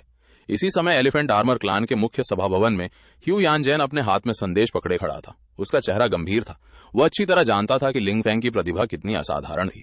उसे जू डोलुओ और गोस डोलुओ की मौजूदगी का दबाव भी अच्छी तरह समझ में आ रहा था। इस बार उनका आना बातचीत के लिए नहीं बल्कि सीधा दबाव बनाने के लिए था। ह्यू यानजेन ने बिल्कुल भी लापरवाही नहीं की। उसने तुरंत आदेश दिया कि पूरे क्लैन के द्वार खोल दिए जाएं। पुनर्जन्म लेकर डोलुओ की दुनिया में आने के बाद शुरुआत में ही 2 दिव्य स्तरीय मार्शल सोल्स जागृत करने वाला और क्यान रेंजू का बचपन का दोस्त बनने वाला लिंग फेंग इस समय वापस लौट रहा था। गाड़ी समय पर दल के पास आ गई। जू डोलुओ ने अपनी उंगलियों से ऑर्किड फिंगर का इशारा करते हुए मुस्कुराकर कहा, सेंट चाइल्ड की शक्ति सच में बहुत ज्यादा भयानक है। 78वें स्तर का फायर लेपर्ड सोल सेंट भी तुम्हारा एक वार तक नहीं झेल पाया। ये खबर पूरे डोलुओ महाद्वीप को हिला देगी। पास खड़े घोष डोलुओं ने भी ठंडी और अजीब आवाज में सहमति जताई। फायर लेपर्ड क्लान इस परीक्षा के बाद दोबारा मनमानी करने की हिम्मत नहीं करेगा। सभी लोगों ने हंसते हुए उसकी बात का समर्थन किया। गाड़ी धीरे धीरे वुहान सिटी की ओर बढ़ने लगी। गाड़ी के अंदर लिंग फेंग ने आंखें बंद कर ली और मन ही मन अपनी आगे की योजना तेजी से तय करने लगा। अब वो 68वें स्तर का सोल एम्परर था। सामान्य 1 लाख साल पुराना सोल रिंग अब उसकी अगली ब्रेक थ्रू की जरूरत पूरी करने के लिए पर्याप्त नहीं था। उसका 7वां सोल रिंग और मार्शल सोल ट्रू बॉडी का परिवर्तन इस समय उसकी सबसे बड़ी प्राथमिकता था। उसके मन में एकमात्र सर्वोच्च अवसर था, ice and fire yin Yang well. उसकी गहराई में प्राचीन फायर ड्रैगन किंग और आइस ड्रैगन किंग के ड्रैगन कॉर्प्सेस और उनकी मूल ड्रैगन आर्टिफैक्ट्स मौजूद थी। प्राचीन दोनों ड्रैगन किंग्स की मृत्यु के बाद उनके अवशेष आज भी जमीन की गहराई में दबे हुए थे। उनकी मूल ड्रैगन शक्ति और ice and fire yin Yang well की अत्यंत शक्तिशाली ऊर्जा के मिलन ने स्थान को पूरे महाद्वीप में अद्वितीय खजाने की भूमि बना दिया था। इस बेहद बड़े रहस्य के बारे में लिंग फेंग ने कभी किसी को नहीं बताया था। अगर वो यहाँ की शक्ति को सही तरीके से हासिल कर लेता तो उसका dark holy dragon martial soul निश्चित रूप से अंतिम स्तर की ब्रेक थ्रू पूरी कर सकता था। उसका बॉटल नेक टूटकर ब्लैक ड्रैगन किंग के स्तर तक विकसित हो सकता था। उस समय उसके मार्शल सोल की गुणवत्ता एंजल मार्शल सोल से भी ऊपर पहुंच सकती थी और वो पूरे महाद्वीप में नंबर 1 मार्शल सोल बन सकता था। Ice and fire yin Yang well का प्रबंधन अपने हाथ में लेने के बाद लिंग फेंग ने कूपन देत के टाइटल डोलुओ को बारी बारी से वहां सुरक्षा के लिए तैनात किया था। इस समय वहां लेवल 98 सुपर डोलुओ शोंगजी डोलुओ पहरा दे रहा था, लेकिन ड्रैगन किंग के अवसर का रहस्य उसने आज तक किसी को नहीं बताया था। बड़ा छिपा हुआ ट्रम्प कार्ड था। इसी बीच उसकी सोच पूरी हुई और गाड़ी अचानक रुक गई। गाड़ीवान ने बाहर से आकर सूचना दी, सेंट चाइल्ड, हम टियानडो सिटी पहुंच चुके हैं। लिंग फेंग ने पर्दा उठाकर सामने खड़े विशाल शहर को देखा। टियानडो एम्पायर और 7 ट्रेजर ग्लेस डायल क्लैन की सभी प्रमुख शक्तियां यहीं मौजूद थीं। अतीत के सारे विवाद अब उसके लिए महत्वपूर्ण नहीं थे। उसके लिए केवल एक चीज महत्वपूर्ण थी, टियानडो सिटी के पास मौजूद सनसेट फॉरेस्ट और उसके भीतर छिपा ice and fire yin Yang well. शहर में प्रवेश करते हुए लिंग फेंग ने शांत स्वर में कहा, अंदर चलो। क्यान रेंजू ने हैरानी से पूछा, क्या हम वुहान सिटी वापस नहीं जा रहे? लिंग फेंग ने पीछे मुड़कर हल्की मुस्कान दी, मैं ice and fire yin Yang well जाकर वहां की इमॉर्टल हर्ब्स को देखना चाहता हूं। साथ ही वहीं कुछ समय बंद होकर कल्टीवेशन भी करूंगा। क्यान रेंजू ने जानबूझकर हल्का सा मुंह बनाया, फिर सिर हिला दिया। जू डोलुओ और घोष डोलुओ दोनों ने मन ही मन प्रशंसा की। लिंग फेंग की प्रतिभा पूरे महाद्वीप में सर्वोच्च थी, लेकिन इतनी असाधारण प्रतिभा होने के बावजूद वो अभी भी बेहद विनम्र और सामान्य से कहीं अधिक संयमी था। गाड़ी पूरे टियानडो सिटी से होकर गुजरी। मार्शल हॉल के सेंट चाइल्ड की पहचान और उसकी भयंकर प्रतिष्ठा के कारण वेस्ट टियानडो सिटी में किसी ने उसे रोकने या परेशान करने की हिम्मत नहीं की।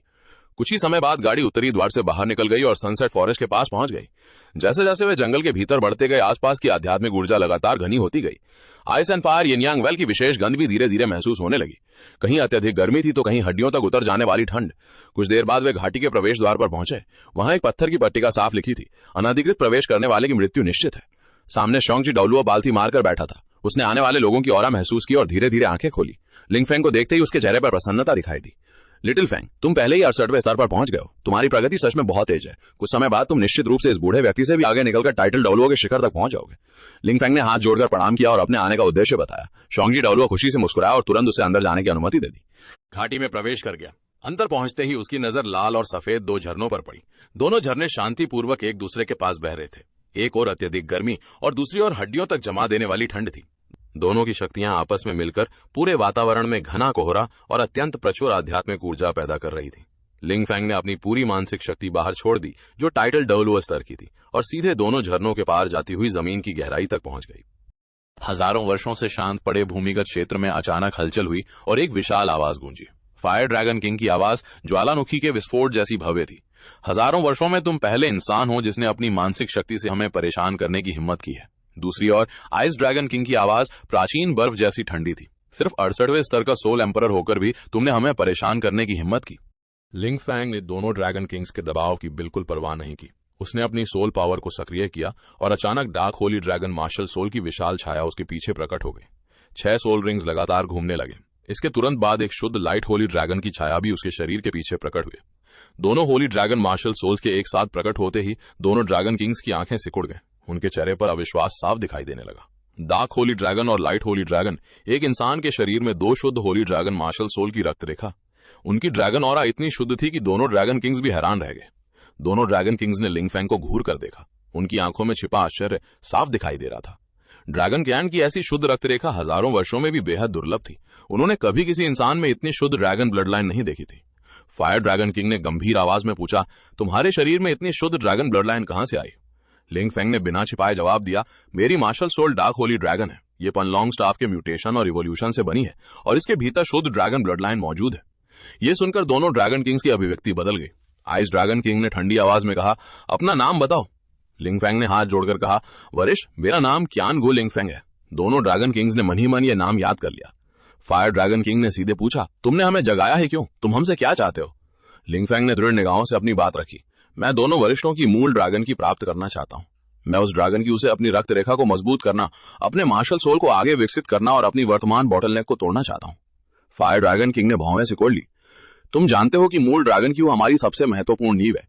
तुम केवल 68 स्तर पर हो। अगर तुम इसे जबरदस्त अवशोषित करोगे तो तुम्हारा शरीर फटकर मर सकता है। इसलिए ड्रैगन किंग ने गंभीरता से चेतावनी दी। ड्रैगन की अत्यंत शक्तिशाली है, वर्तमान कल्टीवेशन के साथ तुम इसे आसानी से सहन नहीं कर सकते। लिंग फेंग पहले से तैयार था। उसने शांत भाव से कहा, मैं ड्रैगन क्यू को सुरक्षित तरीके से शुद्ध करके अवशोषित करूंगा। मैं केवल उतनी ही मात्रा चाहता हूं जितनी मेरी वर्तमान स्थिति सहन कर सकती है। बाकी अवसर मैं अपनी कल्टीवेशन बढ़ने के बाद दोबारा मांगूंगा। मैं लालच नहीं करूंगा और अपनी सीमा समझकर ही आगे बढ़ूंगा। उसकी बात सुनकर दोनों ड्रैगन किंग्स के मन में उसके प्रति प्रशंसा पैदा हुई। फायर ड्रैगन किंग खुलकर हंसा। उसने मुंह खोला और मुट्ठी जितनी लाल और अत्यंत शुद्ध ड्रैगन क्यू बाहर निकाल दी। इसलिए ड्रैगन किंग ने भी उसी स्रोत के एक नीली ड्रैगन क्यू बाहर छोड़ी। फायर ड्रैगन किंग ने धीरे धीरे कहा, यह हमारी मूल ड्रैगन क्यू का केवल 1000वां हिस्सा है। हजारों वर्षों तक हमारे भीतर रहने के कारण इसकी शक्ति अब काफी शांत हो चुकी है और तुम्हारी वर्तमान कल्टीवेशन के लिए उपयुक्त है। इसी ड्रैगन किंग ने भी समझाया, इसे अवशोषित करने के बाद तुम्हारी सोल पावर और सोल रिंग्स दोनों में परिवर्तन आएगा। लेकिन याद रखना, लालच मत करना। लिंग फेंग ने गंभीरता से सिर झुकाया। वो पालथी मारकर बैठ गया और पूरे शरीर की सोल पावर को सक्रिय कर दिया। दोनों अत्यंत शक्तिशाली ड्रैगन क्यू उसके भौहों के बीच से शरीर के अंदर प्रवेश कर गई। अत्यधिक गर्मी और हड्डियों तक जमा देने वाली ठंड ने एक ही क्षण में उसके पूरे शरीर को घेर लिया। उसका दर्द ऑक्टागन, मैशियस, आइस ग्रास और इन्फर्नल फ्लेम हब को एक साथ सहने से भी कई गुना अधिक था। हालांकि ड्रैगन क्यू को कमजोर किया गया था, फिर भी ड्रैगन किंग की मूल शक्ति बेहद भयंकर थी। लिंग फेंग ने दांत कसकर भींच लिए। उसने अपनी मानसिक चेतना को पूरी तरह स्थिर रखा। वो ड्रैगन क्यू को शरीर के भीतर टूटकर छोटे छोटे प्रकाश कणों में बदलते हुए महसूस करता रहा। वे प्रकाश कण धीरे धीरे उसकी 6 सोल रिंग्स में समान रूप से मिलते गए। हर सोल रिंग तेजी से टेम्पर होने लगी। उनकी उम्र लगातार बढ़ती गई। उनकी रोशनी परत दर परत बदलती गई। जब पूरी ड्रैगन क्यू अंततः अवशोषित हो गई तो लिंग फेंग ने अचानक आंखें खोल दी। उसकी हैन शुआंग की विशाल छाया सामने प्रकट हुए। उसकी आंखें सिकुड़ गईं और उनकी आवाज में पहले से कहीं अधिक गंभीरता थी। उन्होंने कहा, D Tian, black dragon king का उत्तराधिकारी पहले ही उससे मिल चुका है।